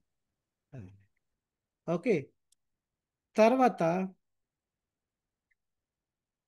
PIP 8 అని చెప్పి ఒక గైడ్ ఉందండి, పైథాన్ స్టైల్ గైడ్ అంటారనమాట దీన్ని. ఈ పైథాన్ స్టైల్ గైడ్ అనేది ఒక అడ్వైజరీ లాంటిది. మనకి ఒక కోడ్ అనేది మనం ఎలా రాయాలి అని చెప్పి మనకి అడ్వైస్ చేసే ఒక విధానం అనమాట. ఈ పైథాన్ డెవలపర్సే దీన్ని కూడా మనకి ప్రతిసారి ఇస్తూ ఉంటారు. ఎలా ఉండాలి, మీ కోడ్లో చేంజెస్ ఎలా చేస్తూ ఉండాలి, ఆ కోడ్ చేస్తున్నప్పుడు సింటాక్సెస్ అవి కూడా చేస్తున్నప్పుడు వేరియబుల్ నేమ్స్ అనేవి ఎలా ఇస్తున్నారు, ఇలాంటివన్నీ కూడా మనకి పెప్ 8 అంటాం అనమాట మనం. Python style guide over view. నాకు కొంచెం కఫ్ వచ్చి వాయిస్ తడబడుతోంది, డోంట్ మైండ్ అండి. ఎందుకో సడన్గా తగ్గట్లేదు. కొన్ని రోజుల నుంచి 1 వీక్ 10 డేస్ నుంచి ఇదే ప్రాబ్లంగా ఉంది నాకు. ఓకేనా? సో ఈ పైథాన్ స్టైల్ గైడ్ అంటే ఏంటి? సపోజ్ మీరు ఏదైనా పక్క వాళ్ళు ఎవరికైనా ఏదైనా చెప్దాం అనుకున్నారండి. కేక్ బేకింగ్ చేయాలి, ఒక కేక్ తయారు చేసి ఇవ్వాలి, దానికి రెసిపీ ఏంటి అన్నది చెప్దాం అనుకున్నాను అనుకోండి. ఇలా ఏదో ఒక పెద్ద వ్యాసం రాసినట్లుగా while preheating the oven to 355 degrees Fahrenheit begin mixing the sugar and butter ఇలా చెప్పుకుంటూ వెళ్ళారనుకోండి, ఏదో ఆవు కథ రాసినట్టు ఉంటుంది. అలా కాకుండా దీన్ని ఒక చక్కటి ఫార్మేట్లో చేసి వాళ్ళకి ఇచ్చారనుకోండి, like this: preheat the oven, set it to 350 degrees, mix the ingredient, mix sugar and butter, add eggs, shake the flour, pour the batter into the pan అని చెప్పి ఇట్లా ఇచ్చారు. ఆఫ్టర్ దట్ బేక్ ఇట్ అన్నారు అనుకోండి, రెండిటిల్లోనూ మీకున్నది ఒకటే ఇన్ఫర్మేషనే. కాకపోతే ఈ second right hand side ఉన్నది చూడడానికి బాగుంది, లెఫ్ట్ హ్యాండ్ సైడ్ ఉన్నది ఎలా ఉందంటే సేమ్ ఇన్ఫర్మేషన్, కాకపోతే కొంచెం క్లమ్జీగా ఉంటుంది. అంత రీడబిలిటీ అనేది తక్కువ ఉంటుంది, ఇంట్రెస్ట్ చూపించారు దాంట్లో. ఓకే. అలాగే మన పైథాన్ కోడ్ రాయడంలో కూడానండి, కోడ్ రాయడంలో ఏంటంటే నాట్ ఓన్లీ పైథాన్, ప్రతి లాంగ్వేజ్లోనూ ఖచ్చితంగా కొన్ని కండిషన్స్ మనం ఫాలో అవుతూనే కోడ్ రాసుకోవాలి. ఇలా రాయకపోతే ఏమైనా అవుతుందా అంటే మీకు ఎర్రర్ రాకపోవచ్చు, కానీ రెండోసారి దాన్ని చూసినప్పుడు మీకే ఇంట్రెస్ట్ అనిపించదు. ఓకేనా? అంటే ఇప్పుడు PEP8 స్టాండర్డ్, దీని ఫుల్ ఫామ్ ఏంటంటే పైథాన్ ఎన్హాన్స్మెంట్ ప్రపోజల్ అనమాట. Okay, it is official style guide for writing Python code. Guide only, ఆ విషయం గుర్తుపెట్టుకోండి. గైడ్ అనేది ఏం చెప్తుంది? ఇలా చేస్తే బాగుంటుంది అని మీకు చెప్తుంది. ఇలా చేసి తీరాలి అని రూల్ అని కాదు, కానీ చేస్తే ఒక పద్ధతిగా మీరు ఇలా కోడ్ రాసుకోండి, ఇది బాగుంటుంది అని చెప్పి మీకు చెప్తున్నట్లు అనమాట. అంతేగాని అలా రాయకపోయినంత మాత్రాన మన కోడ్ ఫెయిల్ అవుతుందా అంటే ఫెయిల్ అవ్వదు. చాలాసార్లు ఫెయిల్ అవ్వదు, కొన్ని చోట్ల అక్కడక్కడ ప్రాబ్లమ్స్ ఉంటాయి. కానీ ఏంటంటే రీడబిలిటీ మిస్ అవుతుంది అనమాట. మీరే కాదు, మీతో పాటు చాలా మంది పనిచేయాలి అక్కడ. చాలా మందితో కలిపి మీరు పనిచేస్తున్నప్పుడు, ఒక టీం వర్క్ చేస్తున్నప్పుడు మీకే కాదు మీ పక్క వాళ్ళకు కూడా మీరు రాసింది ఏంటి అన్నది చూడగానే అర్థమయ్యేలా ఉండాలి. అంటే మీ పక్క వాళ్ళు కూడా టెక్నికల్ పర్సన్ అనుకోండి, వాళ్ళకు కూడా చూడగానే మీరు రాసిన కోడ్ ఏంటి అన్నది తెలియాలన్నమాట. అందుకని it's like A rule book అనుకోండి. దీంట్లో మనం ఎలా రాయాలి కోడ్ అని చెప్పేదే ఈ PEP8 అన్నమాట. ఓకే, ఇది దేనికోసం? Improves your readability, keeps the code consistent across projects, make code easier to debug and maintain, help teams collaboration, every one follows the same style. అందరూ కూడా ఒక టీంలో ఒక 10 మంది కలిపి డిఫరెంట్ లొకేషన్స్లో మీరు కూర్చుని వర్క్ చేయొచ్చు, కాదనట్లా. కానీ పెట్టండి, మీరు ఒక మెథడ్ క్రియేట్ చేస్తారు, లేకపోతే ఒక ఫంక్షన్ క్రియేట్ చేశారు, దాని నేమ్ ఇలా ఉండాలి, ఒక వేరియబుల్ క్రియేట్ చేశారు, దాని నేమ్ ఇలా ఉండాలి అని చెప్తూ మనకి కొన్ని ఇన్స్ట్రక్షన్స్ ఇస్తూ ఉంటుందన్నమాట. ఓకేనా? Used by real world developers and companies. అంటే కంపెనీ, ఇప్పుడు మనం ఒక ప్రాజెక్ట్ స్టార్ట్ చేస్తున్నప్పుడే ఆర్కిటెక్ట్ అనేవాడు ఖచ్చితంగా కొన్ని రూల్స్ మనకి పాస్ చేస్తాడండి, ఇవి ఫాలో అవుతూ మీరు మీ కోడ్ రాసుకోండి అని చెప్తాడనమాట. అది ఫాలో అవ్వకుండా రాస్తే కోడ్ రన్ అవ్వదా అంటే రన్ అవుతుందండి, అదేం ప్రాబ్లం కాదు. ఓకే, మీరు సాధారణంగా మీ పేరు శేఖర్ అనుకోండి, మీరు ఎలా రాస్తారు? SEKHAR అంటారు. ఓకే, SHEKR అని రాస్తానంటే రాసుకోండి, అదేం ప్రాబ్లం కాదు. కానీ ఇక్కడ ఎస్లో క్యాపిటల్ ఎవరు పెట్టమని చెప్పారు? ఏదైనా సరే ఒక నేమ్ స్టార్ట్ అయ్యేటప్పుడు ఇదైనా సరే, మీరు ఈవెన్ ఒక ఎస్ఏ రాసినా కూడా స్టార్టింగ్ లెటర్ క్యాపిటల్ ఉండాలండి అని మనకి చిన్నప్పటి నుంచి నేర్పించారు. లేదు నేను ఇలా పెడతానంటే పెట్టుకో, నష్టం లేదు, చూడగానే చదవగలుగుతారు ఎవరైనా కూడా. కానీ ఏంటంటే ఫస్ట్ ఉండాల్సింది ఎప్పుడు కూడా క్యాపిటల్ లెటర్ ఇలా ఉంటేనే రీడబిలిటీ కూడా బాగుంటుంది అనమాట. అలా రాయలేదు, నేను రాయను అంటే చేసేది కూడా ఏం లేదు, రైట్, కానీ అంటాం మనం. కానీ కంపెనీ స్టాండర్డ్స్ కొన్ని పెట్టినప్పుడు మనం 100% దాన్ని ఫాలో అయి తీరాలండి. ఓకేనా? Naming conventions, indentation and spacing, line length, imports, comments and docstrings, ఇలాంటి వాటిలు అంటే ఇంకా చాలా ఉన్నాయి. ఒక కోడ్ అనేది ఇలాంటి వాటిలో రాస్తున్నప్పుడు వీడు చెప్పిన కండిషన్స్ని ఫాలో అవుతూ రాసుకోవాలన్నమాట. అంటే సపోజ్ మీరు ఇండెంటేషన్ ఖచ్చితంగా 4 స్పేసెస్ ఇండెంటేషన్ పెట్టమని చెప్పి మనకి చెప్తారండి. అంటే మీరు కోడ్ రాస్తున్నప్పుడు అట్లీస్ట్ 4 స్పేసెస్ ఇండెంటేషన్ పెట్టుకోండి. పెట్టకపోతే రన్ అవుదా అంటే అవుతుంది, ఏం కాదు. కాకపోతే ఏంటంటే మీరు ఖచ్చితంగా దాన్ని ఫాలో అవ్వమని చెప్పి ఇది వదిలేసండి. పోనీ ఇక్కడ పెట్టండి మీరు. ఇది ఇది పోనీ ప్రింట్ వెల్కమ్ టు సిసిఐటి అన్నారు మీరు. ఇక్కడ ఇలా రాసుకోండి కాదనట్లా, కానీ మీరు ఏదైనా ఒక ఫంక్షన్ లాంటిది రాస్తున్నారనుకోండి, అప్పుడు మీరు ఇండెంటేషన్ అనేది ఖచ్చితంగా ఫాలో అవ్వమని చెప్తాడనమాట. అంటే ఇలా సింగిల్ లైన్స్ రాసుకుంటూ వెళ్తున్నప్పుడు మీకు చూడడానికి ఏముండదు, బాగానే ఉంటుంది అంతా కూడా. కానీ మీరు ఏదైనా ఒక ఫంక్షన్ రాశారు, ఓకే, యాడ్ అని చెప్పి ఒక ఫంక్షన్ రాశారు, ఎక్స్ కామా వై కోలన్ తోటి చేయండి. ఇక్కడ మీరు చూడండి, వీడు ఇవ్వడమే మనకి 1 2 3 4 ఇండెంటేషన్ స్పేస్ ఇచ్చేసాడు. ఓకే, ఇక్కడ మీరు val 1 equal to X plus Y అన్నారు. ఓకే, రైట్, కాదనట్లేదు, ఇది ఈ బ్లాక్లో మ్యాటర్ అది కనుక. ఇక్కడ మీరు నేను 4 ఇవ్వను 2 ఇస్తానంటే ఇచ్చుకోండి, ఏం పర్లేదు. కానీ ఈ బ్లాక్లో నెక్స్ట్ ఫాలో అయ్యేవన్నీ స్టేట్మెంట్స్ కూడా అదే ఫాలో అయి తీరాలన్నమాట. మీకు ఆ ఇండెంటేషన్ స్టేజ్ ఫాలో అవ్వాలి. కానీ ఏంటంటే మనకి ఈ PEP8 గైడ్ లైన్స్ ప్రకారం 4 స్పేసెస్ ఇండెంటేషన్ ఇచ్చుకోమని చెప్పి చెప్తాడు. 1 2 3 4. ఓకేనా? Hello, Yes, sir. Yes sir. Okay. Yes.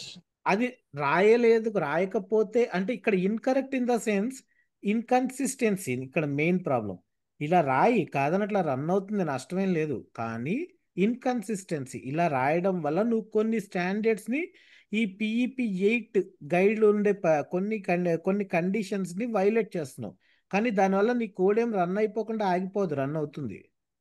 Okay, అలాగే మ్యాక్సిమం లైన్ లెంగ్త్ వచ్చి 79 క్యారెక్టర్స్ మాత్రమే ఉండేలాగా చూసుకోమని చెప్పి చెప్తున్నాడు. అంటే ఇప్పుడు నేను ఇక్కడ ఒక 4 నెంబర్లు ఏవో ఉన్నాయండి నా దగ్గర. ఇక్కడ ఇలాగే ఫస్ట్ నంబర్ ఈక్వల్ టు 10 అన్నాను, సెకండ్ నంబర్ ఈక్వల్ టు 15 అన్నాను, థర్డ్ నంబర్ ఈక్వల్ టు 8 అన్నాను, ఫోర్త్ నంబర్ ఈక్వల్ టు 9 అన్నాను. ఓకే, నేను ఏదో మ్యాథమెటికల్ క్యాలిక్యులేషన్ చేద్దామని చెప్పి అనుకుంటున్నా. దాని రిజల్ట్ నేను ఏమనుకుంటున్నాను, ఇవన్నిటిని యాడ్ చేయాలి. ఫస్ట్ నెంబర్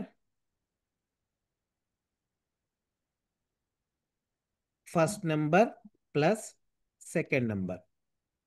ఓకేనా? First number plus second number. లేకపోతే మనం ఫస్ట్ నెంబర్ని డివైడ్ చేయడమో మల్టిప్లికేషన్ చేయడమో ఏదో ఒకటి చేయండి. తర్వాత third number divided by fourth number. Okay, print రిజల్ట్ని ప్రింట్ చేయమని చెప్పాను. 150 నాకు రిజల్ట్ వచ్చేసింది కదా. Yes, sir. Hello, Yes, okay, sir. Result రావడంలో నాకేం ప్రాబ్లం లేదు. కానీ మనకి వీళ్ళు గైడ్ చేసేది ఏంటంటే ఇలా ఒకచోటే రాయకు, చూడ్డానికి దీన్ని 2 సెపరేట్ లైన్స్లో రాసుకో, ఏం నష్టం లేదు. ఇక్కడ ఇండెంటేషన్ జాగ్రత్త, నువ్వు మళ్ళీ దీన్ని ఏదో గిల్లి ఇలా పెట్టడం లాంటివి చేయదు, ఇలా పెట్టుకో, తీసుకోవచ్చు. చూడ్డానికి ఇలా ఒకే లైన్లో ఒకటే లైన్ మొత్తం అంతా కూడా లాంగ్ స్ట్రింగ్స్ ఉన్నాయనుకోండి, అప్పుడు ఇలా పెట్టుకో, ఏం పర్లా. ఓకే, మీకు రిజల్ట్ వచ్చిందా? Yes. Yes sir. ఓకే, ఇలా పెట్టుకోమని చెప్పి చెప్తాడు. అలా మ్యాక్సిమం లెంగ్త్ని ఫాలో అవ్వాలి. తర్వాత blank lines, use blank lines to separate the sections of the code. అంటే ఇది నేను చివరిలో చెప్తా. Spaces around operators and commas. అంటే ఏంటంటే ఇప్పుడు ఇలా నేను పెట్టా, చూడడానికి ఇది బాగోలేదు నాకు, ఇలా స్పేసెస్ ఇచ్చుకోండి. ఓకే, మోర్ రీడబిలిటీ ఉందా లేదా ఇప్పుడు ఇంకా చూడడానికి ఇది? Yes. ఓకేనా? ఇలా పెట్టుకోండి మీరు చేసినప్పుడు. కొంచెం అన్ని ఒకే చోట ఇరికించేసి రాసుకోవడాలు చేయాల్సిన అవసరం లేదు. ఓకేనా? ఓకే. ఇదంతా గైడ్ లైన్స్ ఏనండి. ఇలా ఉండాలి అని ఇప్పుడు మీరు ఇలా ఇరికించి రాసినా రిజల్ట్ వచ్చింది, ఒకే లైన్లో రాసినా రిజల్ట్ వచ్చింది. రిజల్ట్ రాకుండా ఎక్కడికి పోలేదు, మీకు రిజల్ట్ వచ్చింది. కానీ ఇలా ఉంటే మీకు మోర్ రీడబిలిటీ ఉంటుంది, చూడగానే అందరికి మీతో పాటు మీ పక్క వాళ్ళకు కూడా అర్థమవుతుంది. ఏదో డాక్టర్ ప్రిస్క్రిప్షన్లా ఉందనుకోండి, మెడికల్ షాప్ వాడికి అర్థమవుతుంది. మనం ఇలా మొత్తం క్లియర్గా రాసాడు అనుకోండి, అందరికీ అర్థమవుతుంది. అర్థమైందా? Yes yes. Okay. So blank lines అంటే ఏంటంటే, ఇప్పుడు మల్టిపుల్ ఫంక్షన్స్ మీరు రాస్తున్నారు అనుకోండి, వీటి మధ్యన గ్యాప్స్ జాగ్రత్తగా మెయింటైన్ చేయండి. అన్నీ ఒకే చోట పరుచుకున్నట్టు ఒకదాని తర్వాత ఒకటి వెళ్ళిపోకుండా కొంచెం గ్యాప్ అండి, 1 or 2 లైన్స్ గ్యాప్ అట్లాంటివి ఇచ్చుకుంటూ వెళ్ళమని చెప్తున్నాడు అనమాట. ఓకేనా? ఓకే. నేమింగ్ కన్వెన్షన్స్కి చాలా చాలా ఇంపార్టెన్స్ ఉంటుందండి. ఓకేనా?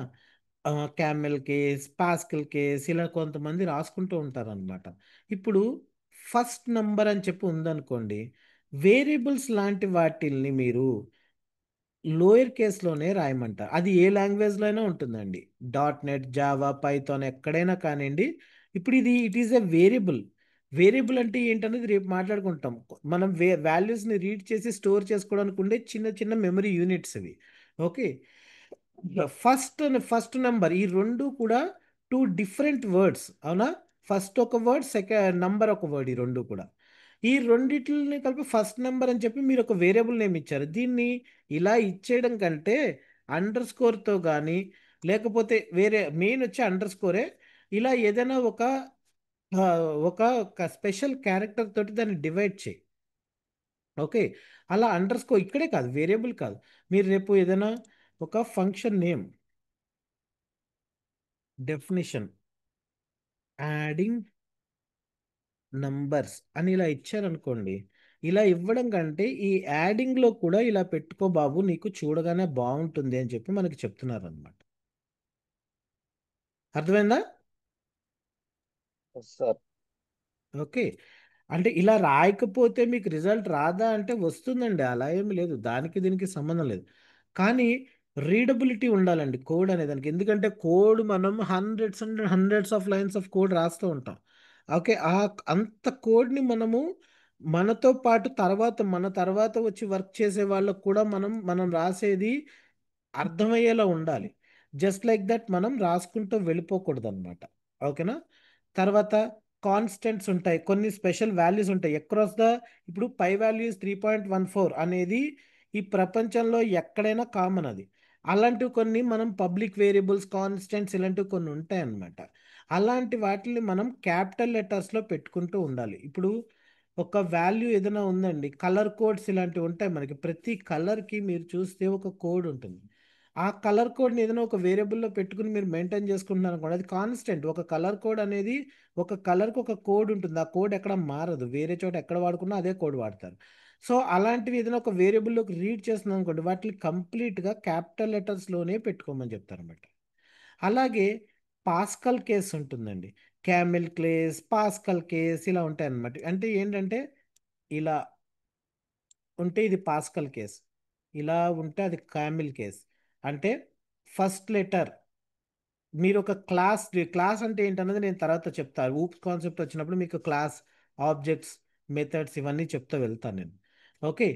దీని నేమ్ ఏదైనా రాస్తున్నప్పుడు మీరు ఫస్ట్ లెటర్ క్యాపిటల్, రెండు డిఫరెంట్ లెటర్స్ అనుకోండి, ఇవి స్టూడెంట్ ఒక లెటర్, డీటెయిల్స్ ఒక లెటర్, మిగిలినవన్నీ స్మాల్ లెటర్స్ రాసుకోండి, డీటెయిల్స్ దగ్గర మళ్ళీ క్యాపిటల్ రాసుకోండి. ఓకే. అది పాస్కల్ కేస్. క్లాసెస్ ఇలాంటి వాటిలన్నిటికీ పాస్కల్ కేస్ మెయింటైన్ చేయమంటారు. కొన్నిసార్లు మనకి కొన్ని వేరియబుల్ నేమ్స్ అలాంటి చోట్ల మనం ఏం చేస్తామంటే, కొన్ని రకాల చోట్ల, అన్ని చోట్ల కాదు, క్యామెల్ కేస్ రాస్తాం. అంటే ఫస్ట్ లెటర్ స్మాల్లో ఉండి తర్వాత వర్డ్ స్టార్ట్ అవుతున్నప్పుడు అక్కడ క్యాపిటల్ లెటర్ ఇలా వెళ్తున్నట్లు అనమాట. అట్లా రాస్తూ ఉంటారు. ఏదైనా ప్రైవేట్ వేరియబుల్, టెంపరీ వాల్యూస్ మనం మెయింటైన్ చేస్తున్నప్పుడు ఇలా అండర్ స్కోర్స్తో పెట్టుకోవాలి. ఇవి పెట్టకపోయినా ఏమీ కాదు, మీరు గుర్తుపెట్టుకోండి. కానీ ఎప్పుడు కూడా ఇలానే మెయింటైన్ చేసుకుంటూ వెళ్ళాలి. అవి స్టాండర్డ్స్ అండి, కోడింగ్ స్టాండర్డ్స్ అంటారనమాట. ఆ కోడింగ్ స్టాండర్డ్స్కి మనం రెస్పెక్ట్ ఇవ్వాలి. రాయకపోయినంత మాత్రాన ఏమైపోయింది అనుకుంటే ఏమీ కాదు. కానీ దానికి మనం ఇస్తున్న రెస్పెక్ట్ అనమాట ఖచ్చితంగా. అలా చేస్తేనే మనకి బాగా అర్థమవుతుంది అన్నదన్నమాట. అర్థమైందా? Yes sir. Okay. Module name ఇప్పుడు ఇక్కడ మనం ఫైల్ నేమ్ రాసాం యాప్.py.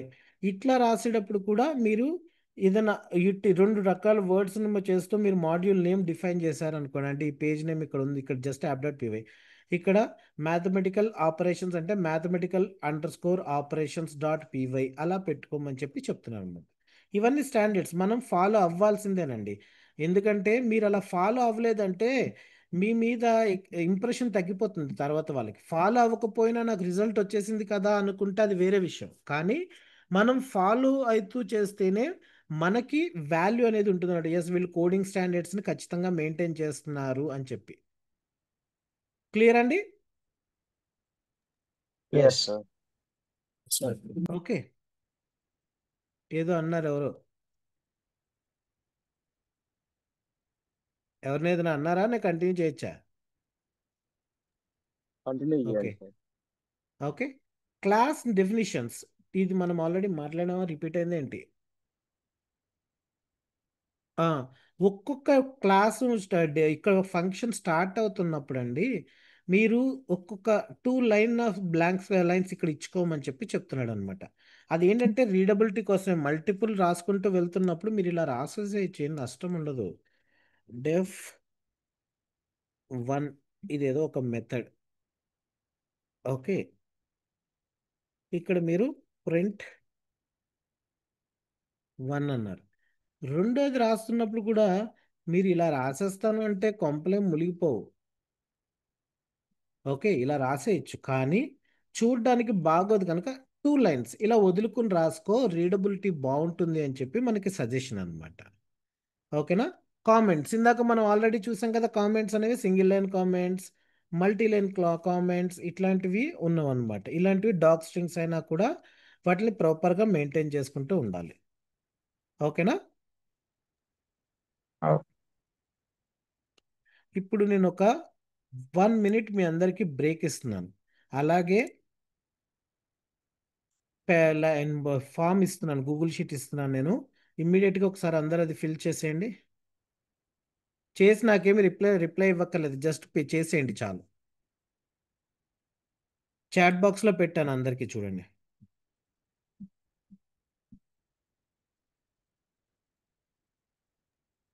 ఇంకా చాట్ బాక్స్ రాలేదు సార్. ఎవ్రీ వన్లో చూడండి వస్తుంది. ఎవ్రీ వన్ లో చూస్తున్నా సార్, రాలేదు సార్. ఎవరు? మహేష్. మిగిలిన వాళ్ళకు కూడా రాలేదా? రాలేదు సార్. రాలేదు సార్. రాలేదు. ఏంటది?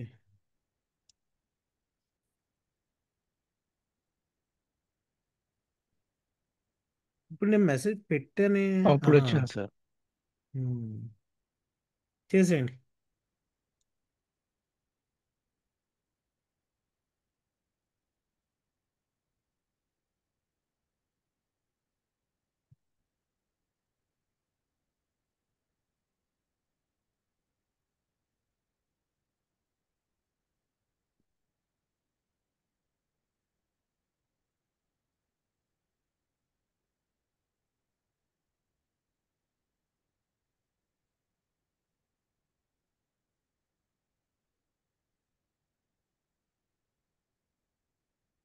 అందరూ చేయండి.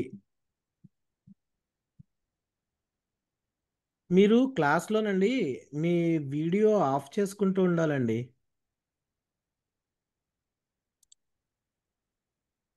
కొంతమందిది ముఖాలు కనబడుతున్నాయి నాకు, ఎందుకు అనవసరం కదా.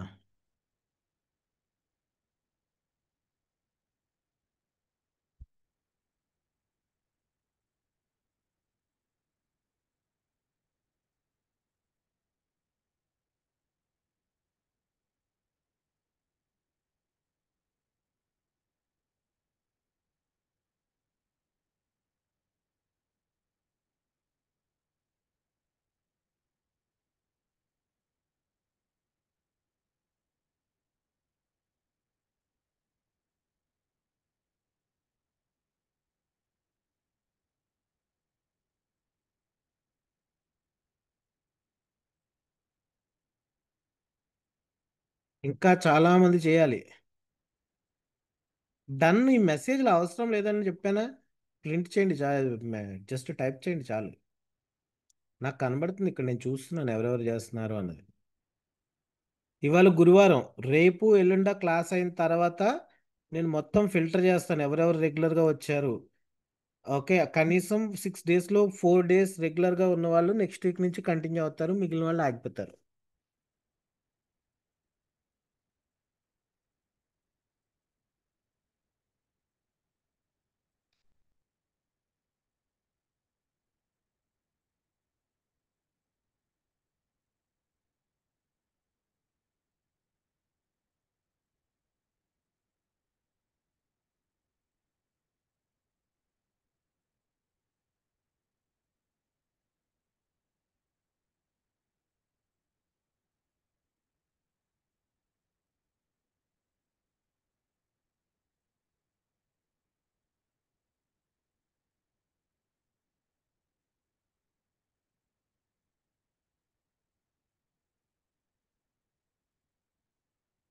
ఇంకా 60 చేస్తారే, మిగిలిన వాళ్ళు చేయట్లేదే, ఏంటి ప్రాబ్లం?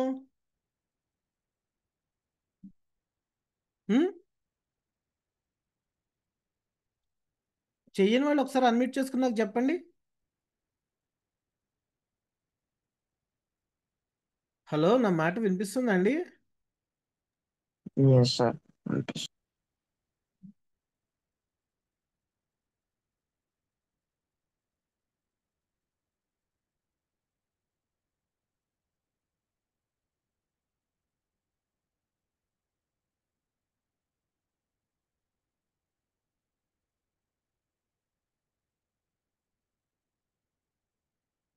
68, ఐదుగురు, ముగ్గురు, నలుగురు, దాదాపుగా 7గురు పారిపోయారే. ఫామ్ ఫిల్ చేయమంటే ఎందుకు వెళ్ళిపోయారు నాకు అర్థం కదా.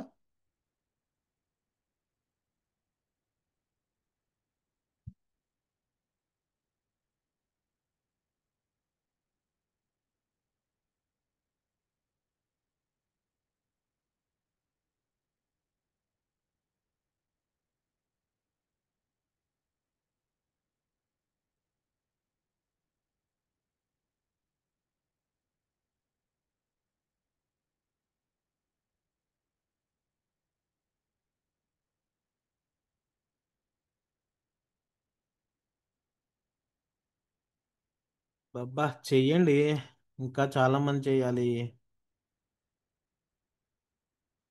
1 మినిట్ వరకు కూడా ఉండదు, దానికి ఇంతసేపు చేస్తున్నారు.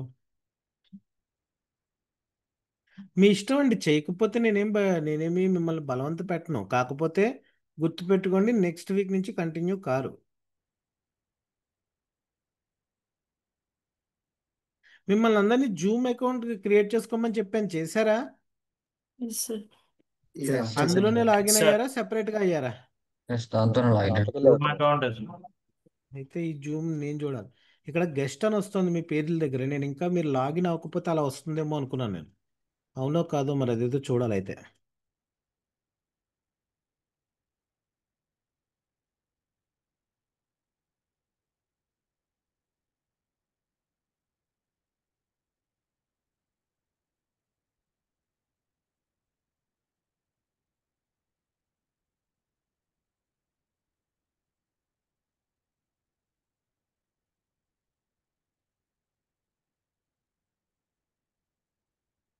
సరే, ఓకే, ఫైన్. నేను ఇంకా ఫైల్ని కూడా అన్పబ్లిష్ చేసేస్తున్నాను, ఫర్ యువర్ ఇన్ఫర్మేషన్. ఇంకెవరైనా చేయాలన్నా చేయలేరు, అయిపోయింది.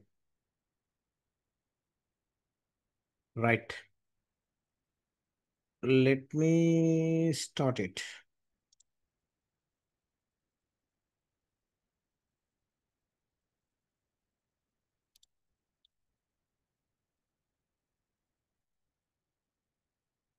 Okay, right. తర్వాత ఇది పిఈపి గురించి అదేనండి. తర్వాత మనకి ఇంటరాక్టివ్ సెల్ అంటే ఏంటి, షెల్లో ఏంటంటే మనం వర్క్ చేసేయచ్చు పైథాన్ తోటి. ఇప్పుడు మనము విండోస్ కమాండ్ ప్రాంప్ట్ ఉందనుకోండి,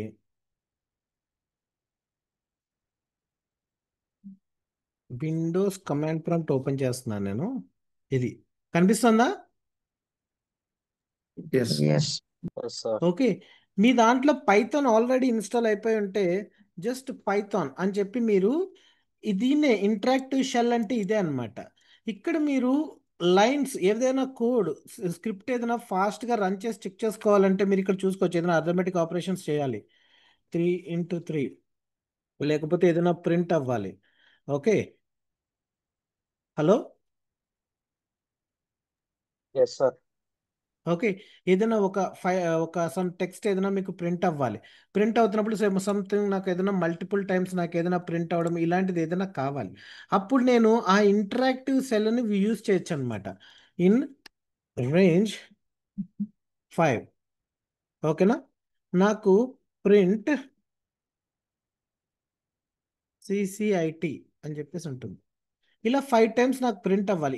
ఇలాంటివి చిన్న చిన్న ఆ, పెద్ద పెద్ద వెబ్ అప్లికేషన్స్ ఇక్కడి నుంచి రన్ చేయడానికి కాదు, కానీ ఇంటరాక్టివ్ షెల్ అంటారు అనమాట దీన్ని.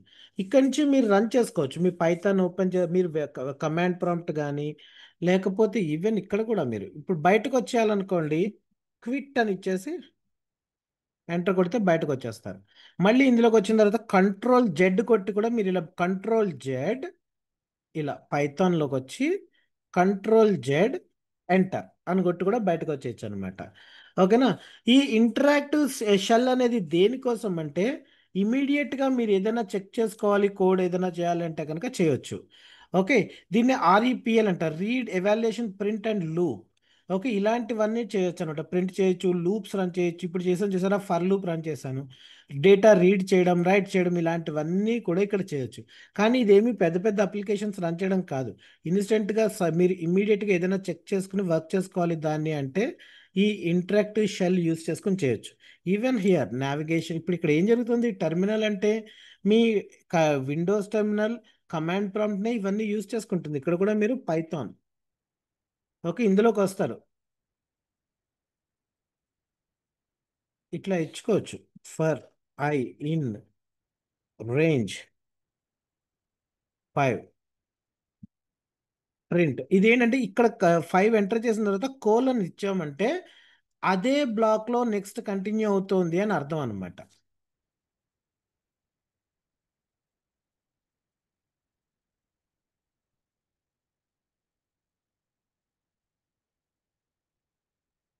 ఇది ఇండెంటేషన్ ప్రాబ్లం, అంతే కదా.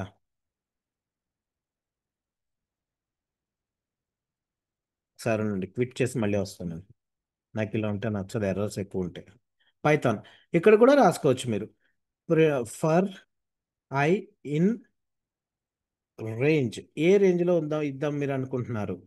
నాకు ఒక 5 టైమ్స్ ప్రింట్ కావాలి. ఈ ఫర్ లూప్స్ ఐడియా ఉన్నాయండి మీకు? For loop, for each loop ఇలాంటివి మనం రాస్తూ ఉంటాము.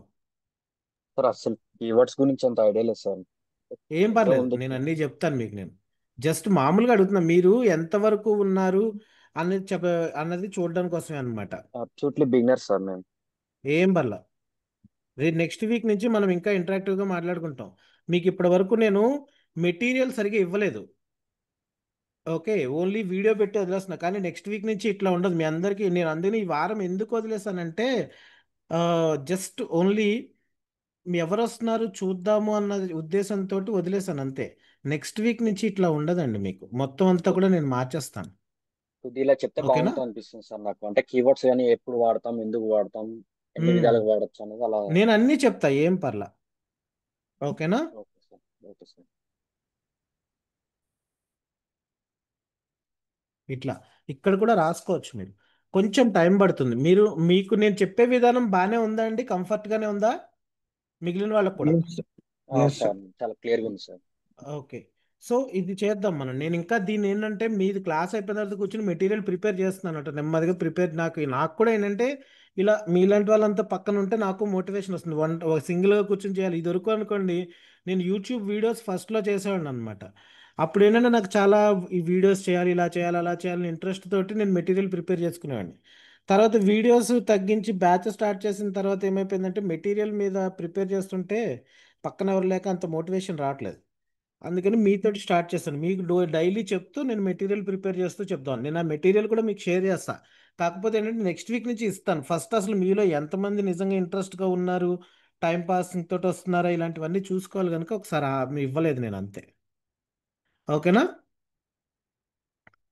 Okay. Command prompt or PowerShell కెర్నల్స్లో పైథాన్లో కూడా మీరు చేయొచ్చు. పైథాన్ ఇది లైనక్స్లో కూడా చేయొచ్చండి. లైనక్స్ మన అమెజాన్ లైనక్స్ ఇలాంటి వాటిలోకి వెళ్ళి Python 3 అని టైప్ చేసి మీరు చేసుకోవచ్చు అనమాట. ఓకేనా? ఎస్. ఇట్లా మనం రాసుకుంటూ వెళ్ళొచ్చు. విండోస్లో అయితే ఎంటర్ కానీ Ctrl Z కానీ ఇస్తాము. క్విట్ ద ఇంటరాక్టివ్ షెల్ అనమాట.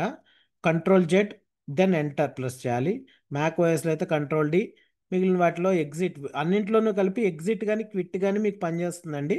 డిఫరెంట్ డిఫరెంట్ ఓఎస్కి కూడా డిఫరెంట్గా ఉంటాయి కనుక ఇంటరాక్టివ్ షెల్లోకి వెళ్ళాలంటే సింపుల్గా పైథాన్ అని ఇచ్చి వెళ్ళిపోవచ్చు. బయటకు వచ్చేటప్పుడు మాత్రం Ctrl D మీ ఓఎస్ని బట్టి ఉంటుంది అనమాట. Ctrl Z ఎంటర్ కొట్టడం విండోస్లో అయితే. లేకపోతే క్విట్ కానీ ఎగ్జిట్ కానీ ఇచ్చారంటే ఎందులోకైనా వెళ్ళి ఎందులోంచైనా బయటకు వచ్చేయచ్చు. ఓకేనండి? That's all for today. Let's meet tomorrow. Thank you. Okay sir. Sir yeah. Video thank you. Share చేస్తారు సార్ ఈరోజు ఈ రికార్డింగ్ రోజు యాక్చువల్గా అక్కడ యూట్యూబ్లో షేర్ చేయడం నాకు నచ్చట్లేదు. మీకు సెపరేట్గా ఇవ్వాలి. ఈ వీక్ వరకు ఆగి చేయాలా ఏమో చూడాలి మరి. కానీ ఎవరు పట్టించుకోవట్లేదండి. వీడియో అప్లోడ్ చేస్తున్నా పెద్దగా లేదు సార్, చూస్తుంది ఏం మేము లేదు కూడా కదా. చూస్తున్నాం సార్, మేము ఒక ఓకే, నాకు అలా చూస్తున్నాం, అనిపించింది. షేర్ నాకు చేస్తున్నాం. స్టాటిస్టిక్స్ నేను చూస్తున్నాను. నాకు అంత పెద్దగా రీడింగ్ ఏమో అక్కడ కనపడట్లేదు. అందులో నేను చేయడం అవసరమా అని కూడా ఆలోచిస్తున్నాను యూట్యూబ్లో. గూగుల్ డ్రైవ్లో పెట్టేసి తర్వాత మీకు పర్సనల్గా షేర్ చేయడం సరిపోతుందేమో అని చూస్తున్నాను అంతే. లేదంటే ఈ వీక్ వరకు ఇవ్వండి సార్. మ్మ్. సరే కానీ ఏదో ఒకటి చేస్తాను నేను ఇంకా ఈ వీక్ వరకు. ఓకే. ఓకేనా? ఓకే ఓకే నెక్స్ట్ వీక్ నుంచి మీ అందరికీ ఏంటంటే ఇట్లా ఒక గూగుల్ డ్రైవ్లో పెట్టేసి ఇలా గూగుల్ షీట్ ఇస్తాయి. ఇవన్నీ కూడా మీ మెయిల్ ఐడీస్ తోటి లింక్ అప్ అయి ఉంటాయి అనమాట. ఎప్పుడు కూడా మీకు మెటీరియల్ అనేది ఇలా ఉంటుంది మొత్తం. ఓకే, చెప్పాను కదా, ఇది 6 months యాక్సెస్ ఉంటుంది మీకు. ఆ లోపల అవును. చక్కగా చదువుకోండి అందరూ కూడా. ఓకే. యా. Okay sir. తర్వాత మీలో థ్యాంక్ యూ. డేటాబేస్ నేర్చుకోవాలని ఇంట్రెస్ట్ ఉన్న వాళ్ళు ఎవరైనా ఉన్నారా? MySQL డేటాబేస్ సెపరేట్గా కంప్లీట్గా. అవును సార్ సార్, నేను ఉన్నాను సార్. నేర్చుకుంటాను. కాకపోతే దానికి ఒక మినిమం ఫీజు పెట్టి ఒక 1 month లాగా పెడదాం అనుకుంటున్నాను. ఎవరైనా ఇంట్రెస్ట్ ఉన్న వాళ్ళు ఉంటే నాకు పర్సనల్గా చెప్పండి. ఇక్కడ అక్కర్లేదు పోనీ. ఓకే. ఓకే, నేను ఎక్కువ పెట్టను, ఒక 1000-1500 పెడతాను, ఎక్కువ పెట్టను. కానీ ఓకే సార్, ఒక జాయిన్ 1 అవుతాం సార్. month ఇంట్రెస్ట్ ఉన్న ఈ వాళ్ళు ఆఫ్టర్ ఎవరైనా క్లాస్ కదా ఉంటే సార్? ఆ, ఈ ఆఫ్టర్నూన్ 3కి కానీ 6కి కానీ పెడదాం అనుకుంటున్నా. సార్ ఎప్పుడు స్టార్ట్ చేస్తారు సార్ అది? ఏంది ఎప్పుడైనా చేయొచ్చు. దానికి మెటీరియలే పెద్ద ప్రాబ్లం. డైలీ కూర్చొని చేసుకుంటూ మీకు చెప్పాలి. నేను చేసేది కూడా మెయిన్ దాని గురించి. మీకు ఇంట్రెస్ట్ ఉన్న వాళ్ళు ఉన్నారు అంటే అది కూడా స్టార్ట్ చేసి నెమ్మదిగా మినిమం అమౌంటే పెడతాను, పెద్ద ఏం పెట్టాను కానీ ఇస్తాను. Okay sir. నేను ఓకే ఇంట్రెస్ట్ ఉన్నాను సార్. ఉమ్.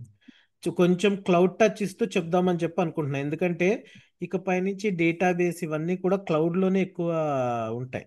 అవును ఓకే, సార్. సో క్లౌడ్లో డేటాబేస్ మెయింటైన్ చేయడం, అప్లికేషన్లో క్రెడ్ ఆపరేషన్స్ చేస్తూ ప్రొసీజర్స్ రాయడము, అలాంటివన్నీ చెప్దామని చెప్పి అనుకుంటున్నా.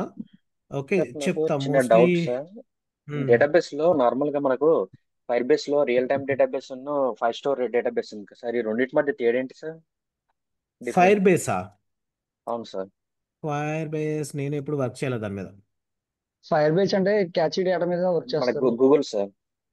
వన్ అంతే. సెకండ్ చూద్దాం. క్యాషింగ్ డేటా అంటే జెన్నీ capabilities make it Redis. The best. Redis వరకు recent okay. Mem cache anti theft Redis. System మీద చేశాను నేను. రియల్ టైమ్ డేటాబేస్ తీసుకోకుండా ఫైర్ స్టోర్ డేటాబేస్ తీసుకోమని చెప్పారు నాకు. అంటే జనరేటివ్ ఏ మిషన్ లెర్నింగ్ ఏమి వచ్చేప్పుడు ఫైర్ బేస్ మీద రన్ చేస్తారు సార్ డేటాబేస్. లేదు చూద్దాం, సార్, నేను సేమ్ ఇది దాని మీద ఏడబ్ల్యూఎస్ లెక్క పూర్తిగా నేను ఉంటుంది సార్. ఇది చెప్పలేను. ఉంటాయి ఉంటాయి. అథెంటికేషన్స్ కానీ ఫైర్ అలాగే ఉంటుంది. ఫైర్ బేస్ తోటి గూగుల్ వాళ్ళదా ఇది? అవును sir. Modern application development program. Firebase Studio. Firebase to accelerate your entire development life with AI agents. Build backends, front mobile apps. Okay,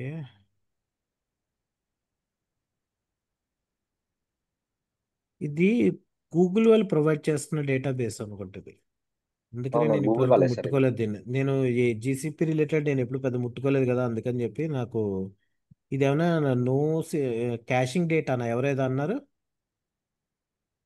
అంటే రెడీస్ టైప్ ఉంటుంది సార్ ఇది కూడా. మనం వాడతాం కదా సార్, ఆహా. క్యాచింగ్ డేటా వైపు ఉంటుంది కానీ మిషన్ అవును, లెర్నింగ్ రెడీస్ కానీ మెమ్ క్యాష్ కానీ వాడుతూ ఉంటాను నేను. Yes sir.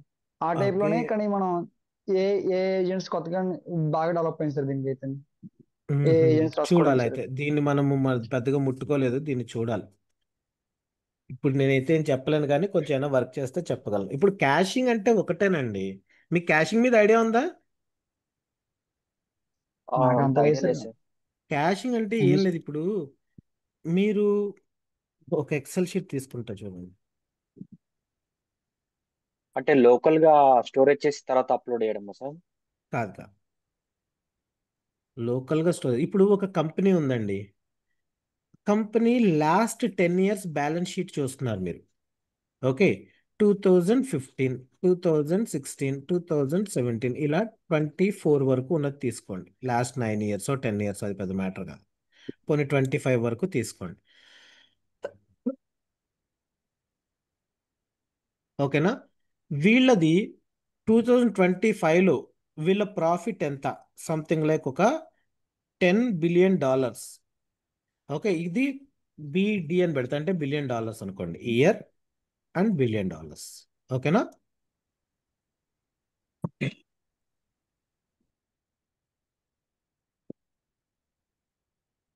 అలాగే 2016లో $12 billion, 17లో ఒక $8 billion, 18లో $9 billion, 19లో $15 billion, 20లో $17 billion, 18 something ఏదో 21, మళ్ళీ ఇక్కడికి వచ్చేసరికి 9, ఇక్కడికి వచ్చేసరికి ఒక 16 ఇలా ఉంది అనుకోండి. ఈ ఇయర్లో ఇప్పటికి బ్రో ఇప్పటి వరకు ఉన్నది ఎంత ఉంటుంది? ఇప్పుడు ఏ మంత్లో ఉన్నాం? నవంబర్లో ఉన్నాం. ఇంకా ఇయర్ కంప్లీట్ వీళ్ళ ప్రాఫిట్ ఎంత అన్నది కన్ఫర్మ్ చేయగలరా మీరు? లేదు సార్. ఓకే, కానీ 2015 నుంచి 24 వరకు ఉన్న డేటా, ఇందులో ఏమైనా చేంజెస్ ఉండే స్టార్ట్ చేసి ఛాన్స్ ఉంటుందా? లేదు ఉండదు సార్, సార్. అది ఫిక్స్డ్ ఉంటుంది. ఫిక్స్డ్ ఇది. ఇందులో 2015లో వీళ్ళ ప్రాఫిట్ ఎంత? $10 billion, 16లో $12 billion, 12లో $17 billion. ఇది స్టాండర్డ్, ఇందులో ఏ విధమైన చేంజ్ ఉండదు. కానీ ఇందులో యాజ్ ఆఫ్ అక్టోబర్ ఎండింగ్ ఒక $12 billion ఉంటే, ఆఫ్టర్ కంప్లీషన్ ఆఫ్ నవంబర్ చూసుకుంటే ఇంకొంచెం మారచ్చు, 13 అవ్వచ్చు. డిసెంబర్ ఎండింగ్కి చూసుకుంటే A15 అవ్వచ్చు. ఎంత అవును ఉంటుంది సార్. అన్నది మీరు చెప్పలేరు అప్పుడే దాని వాల్యూ వచ్చి. కానీ ఇది మాత్రం స్టాండర్డ్ ఇక్కడి నుంచి ఇక్కడ వరకు. సో ఎవరైనా వాళ్ళ కంపెనీ వెబ్సైట్లోకి వెళ్ళి ఈ ఇన్ఫర్మేషన్ అంతా వాళ్ళ వెబ్సైట్లో పెట్టారు అనుకుందామండి. ఓకేనా? ఏం చెప్పారంటే వాళ్ళ వెబ్సైట్లోకి వెళ్ళి నువ్వు ఇయర్ అనేది సప్లై చేయి, ఇయర్ వాల్యూ సప్లై చేయి, లైక్ 2025 15 అని చెప్పి సప్లై చేయి. నేను నీకు ఇక్కడ 10 అని చెప్పి ఇస్తా. దాని అర్థం ఏంటంటే ఈ వాల్యూ, రెవెన్యూ ఎంత వాళ్ళది, ప్రాఫిట్ ఎంత, లేకపోతే ఓకే అన్నది నేను డిస్ప్లే చేస్తానని చెప్పి మీకు ఒక వెబ్ పేజ్ ఇచ్చారనుకోండి ఇలాగా. ఓకేనా? ఇప్పుడు మీరు ఇక్కడ 2000 సప్లై చేసి సబ్మిట్ బటన్ ఉంటుంది. ఈ సబ్మిట్ బటన్ మీద మీరు క్లిక్ చేస్తే బ్యాక్ ఎండ్లో ఏం జరుగుతుందంటే, మామూలుగా అయితే ప్రాఫిట్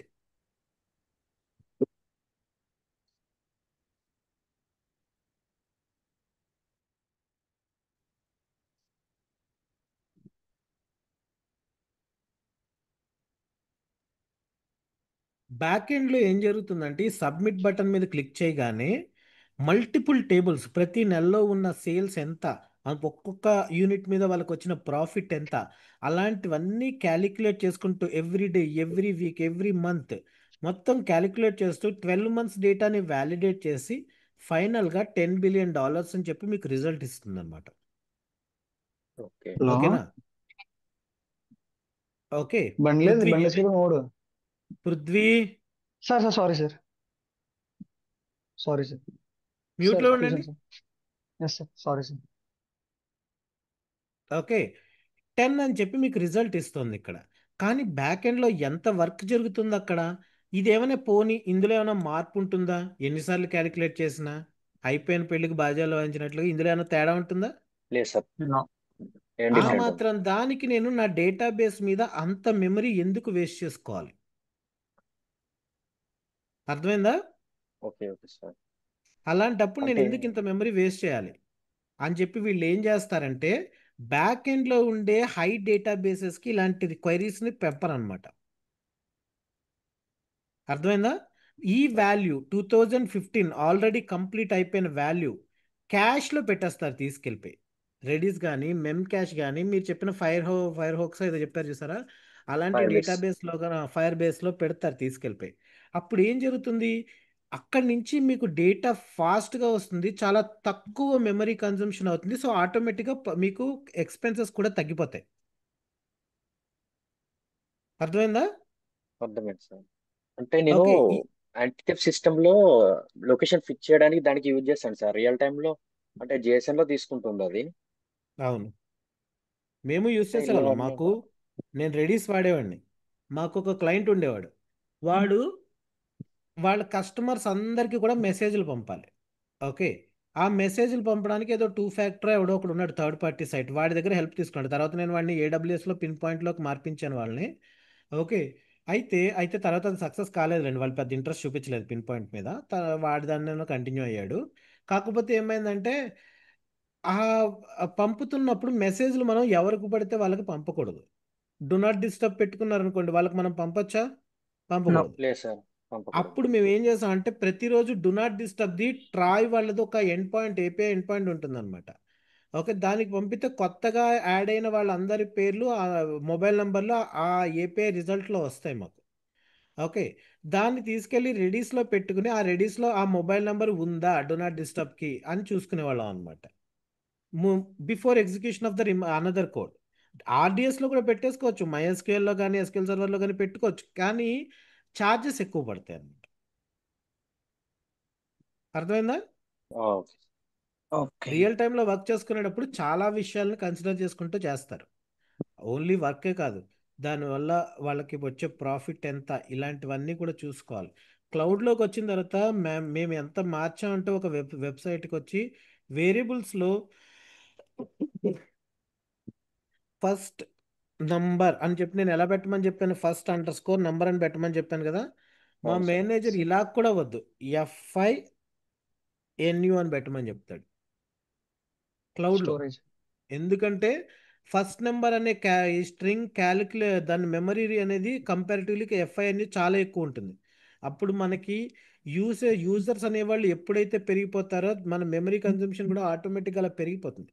సో అలాంటి వాటిలన్నింటినీ కంట్రోల్ చేయడానికి మేము ఇలా ఇవన్నీ కూడా చేసుకుంటూ వచ్చాం అనమాట. అవును సార్, 50K పెడుతున్నాడు సార్ రీడ్ రైట్స్ మంత్లీ. మళ్ళీ ప్లస్ 100 మెంబర్స్కే ఇస్తున్నాడు స్పార్క్ లో. అవును. అయితే క్యాష్ నేను వీటిల్లో కూడా ఏంటంటే మీకు చాలా ఫాస్ట్గా డేటా ఫెచ్ అవుతుంది. ఇప్పుడు ఆర్డిఎస్కి వెళ్ళి ఇది క్యాలిక్యులేషన్ చేయడం కంటే ఆల్రెడీ స్టాటిక్గా ఒక చోట పెట్టేసుకుని 2015 అని ఎవడైనా అడిగాడంటే 10 అని ఇచ్చాడు, ఈజీ అయిపోయింది అందరికీ కూడా. ఈ ఓన్లీ 2025 అనుకోండి, ప్రతిరోజు ఉండే వాల్యూస్ మారుతూ ఉంటాయి కనుక ఇది ఇలా ఇప్పుడు ఏం చేస్తారంటే 2015 తోటి రెడీస్లో డేటా ఉందా లేదా అని చూస్తాడు. ఉంది, ఆ 10 దాని కీ వాల్యూ పేరు ఫార్మేట్లో స్టోర్ అవుతుంది. ఆ వాల్యూ తీసుకొచ్చి మీకు ఇచ్చేస్తాడు.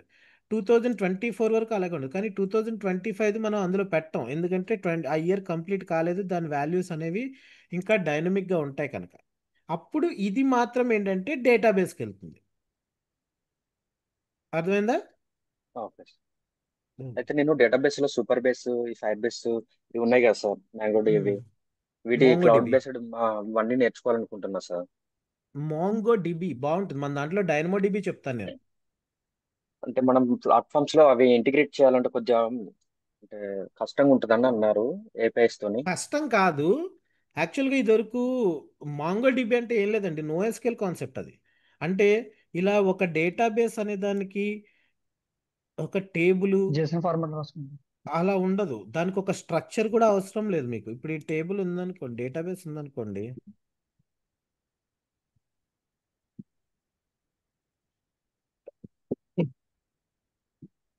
నేను ఇప్పుడు ఒక స్ట్రక్చర్ ముందర డిఫైన్ చేసుకుంటాను.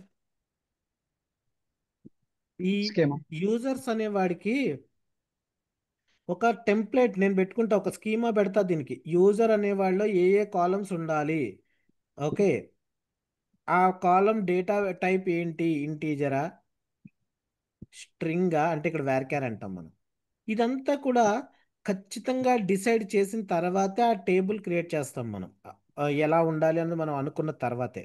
కానీ మాంగోడిబి, డైనమోడిబి, కౌచ్ డిబి ఇలాంటివి ఉంటాయి మీకు. అవన్నీ కూడా NoSQL డేటాబేసెస్ అనమాట. NoSQLకి ఎవరికైనా గుర్తొచ్చేది MongoDB గుర్తొస్తుంది.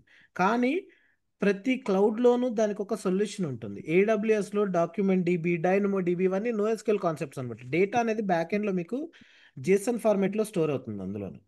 Okay, yes sir. అక్కడ ఒక రోకి ఇంకొక ఇక్కడ అనుకోండి, మనకి ఈ రోలో ఎన్ని కాలమ్స్ ఉంటాయో రెండో రోలో కూడా అన్నే ఉండాలి అంటాడు. కానీ అక్కడ మీకు ఆ లిమిటేషన్ ఏమో, అలాంటి లిమిటేషన్స్ ఉండవు. 1 or 2 కాలమ్స్ వరకు ఖచ్చితంగా మెయింటైన్ చేస్తూ మిగిలిన ఒక్కొక్క రోకి కౌంట్ అనేది మీ ఇష్టం వచ్చినట్లు మెయింటైన్ చేసుకోవచ్చు. అర్థమైందా? Okay sir. అది రెడిస్ టైప్ ఆఫ్ డేటాబేసెస్ అనండి. మనకి అది ఖచ్చితంగా అవసరం అవుతాయండి. ఈ రోజున ఇదివరకు నేను ఎప్పుడో ఒక 12 to 14 years బ్యాక్ నేను వర్క్ స్టార్ట్ చేస్తున్నప్పుడు SQL సర్వర్లో 4 రకాల queries: select query, update query, delete query, ఇంకోటి ఏంటి CRUD, క్రియేట్ క్వైరీ. ఆ 4 బట్టి పెట్టేసేవాళ్ళం. దానికి ఫిల్టర్ ఎలా యాడ్ చేయాలి, వేర్ కండిషన్ పెట్టాలి, తర్వాత స్టోర్డ్ ప్రొసీజర్ ఎలా రాయాలి, ఫంక్షన్ రాసుకోవాలి, తర్వాత ఒక ట్రిగ్గర్ ఎలా రాయాలి, వ్యూ ఎలా రాయాలి, ఒక 10 రకాలు రాసుకుని అన్ని బట్టి కొట్టేసేవాళ్ళం. ఏమైనా అంటే ఎంప్లాయీ టేబుల్ అని అదో పెద్ద ఎగ్జాంపుల్. ఓకే, అది రాసుకుని వెళ్ళిపోయేవాళ్ళం. అయిపోయింది. ఆ జనరేషన్లో మాకు అట్లా నడిచిపోయింది. కానీ ఇప్పుడు మీకు నేను ఏదో సింపుల్గా ఒక డేటాబేస్ గురించి 4 విషయాలు తెలుసుకుని వెళ్ళిపోతానంటే అవ్వదండి. ఓకే, NoSQL డేటాబేస్ అంటే ఏంటి, RDS ఎలాంటి పర్టికులర్ కేసెస్లో వాడతాం, NoSQL ఎప్పుడు వాడతాము, ఇలాంటి విషయాలన్నింటి మీద మీకు ఖచ్చితంగా అవగాహన ఉండాలి. ఓకే, ఎందుకంటే సోర్స్ పెరిగిపోయింది మీకు నేర్చుకోవడానికి. ఇదివరకు అమీర్పేట పొద్దున్న 6ంటికి వెళ్ళేవాళ్ళు, 5ంటికి బస్ స్టాప్లో బయలుదేరితే 6ంటికి అమీర్పేట వెళ్ళి క్లాస్లో విని, వాడు చెప్పేదేమో ఇంగ్లీష్లోనే ఉంటుంది, అర్థమయ్యేది సగం అర్థమయ్యేది కాదు. నోట్స్ ఇస్తే అదో మహాప్రసాదం అనుకుని తీసుకుని వెళ్ళి దాన్ని కష్టపడి చదువుకోవడం, ఇన్ని ఉండేవి. ఇప్పుడు ఏంటి, మీకు యూట్యూబ్ ఓపెన్, మీరు ఎక్కడ జాయిన్ అవ్వాల్సిన అవసరం కూడా లేదు. యూట్యూబ్లో మీకు ఇంట్రెస్ట్ ఉంటే యూట్యూబ్లోనే చూసుకోవచ్చు, బోల్డ్ అంత మెటీరియల్ ఉంటుంది. అన్ని పెరిగిపోయేసరికి ఎంప్లాయీస్ నుంచి ఎక్స్పెక్టేషన్స్ కూడా పెరిగిపోతున్నాయి. అందుకని నేర్చుకోవాల్సిందే. ఓకేనా? సార్ ఇప్పుడు చెప్పే డేటాబేస్ లో ఏం చెప్తారు సార్ మీరు సార్? MySQL చెప్దాం అనుకుంటున్నాం. అంటే క్లౌడ్ ఇంటిగ్రేషన్ చెప్తారా సార్? క్లౌడ్లో కూడా MySQL, అరోరా చెప్తాను, DynamoDB చెప్దాం అనుకుంటున్నాం.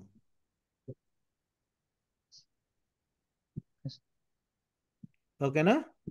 Yes sir. Okay sir. కాకపోతే సార్ అది ఎప్పుడు స్టార్ట్ అవుతుంది క్లాసెస్? అసలు ఇప్పటివరకు నేను ఇందాకనే అనుకున్నాను ఏమైనా చెప్దామా అని చెప్పేసి, మీతో చెప్పాను అంతే. మీరు ఎవరిది రియాక్షన్ ఎలా ఉంటుందో చూద్దాం అని చెప్పి అంతే. ఓకే, సో ఇంకా మెటీరియల్ ప్రిపేర్ చేసి మన వెబ్సైట్లో అప్డేట్ చేస్తాను, అప్పుడు చూద్దాం. మేబీ ఒక 1 వీక్ పడుతుంది ఇవాళ అనుకున్నామంటే. Yes sir.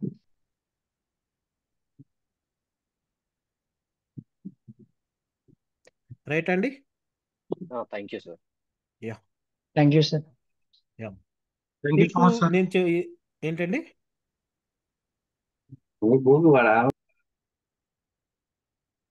Fine. Thank you so much everyone. Okay, వాట్సాప్లో నేను ఒక చిన్న అడుగుతాను ఎవరికి ఇంట్రెస్ట్ ఉంది అని చెప్పి. ఇంట్రెస్ట్ ఎంతమంది ఉన్నారో వాళ్ళందరూ నాకు పెట్టండి. అయితే మరి అది కూడా నేను పెట్టలేను, ఫ్రీగా పెట్టలేను, ఒక చిన్న అమౌంట్ పెడతాను. మీకు ఇంట్రెస్ట్ ఉన్న వాళ్ళు నాకు రిప్లై ఇవ్వండి అక్కడ. ఓకేనా? Okay sir. Yeah, bye.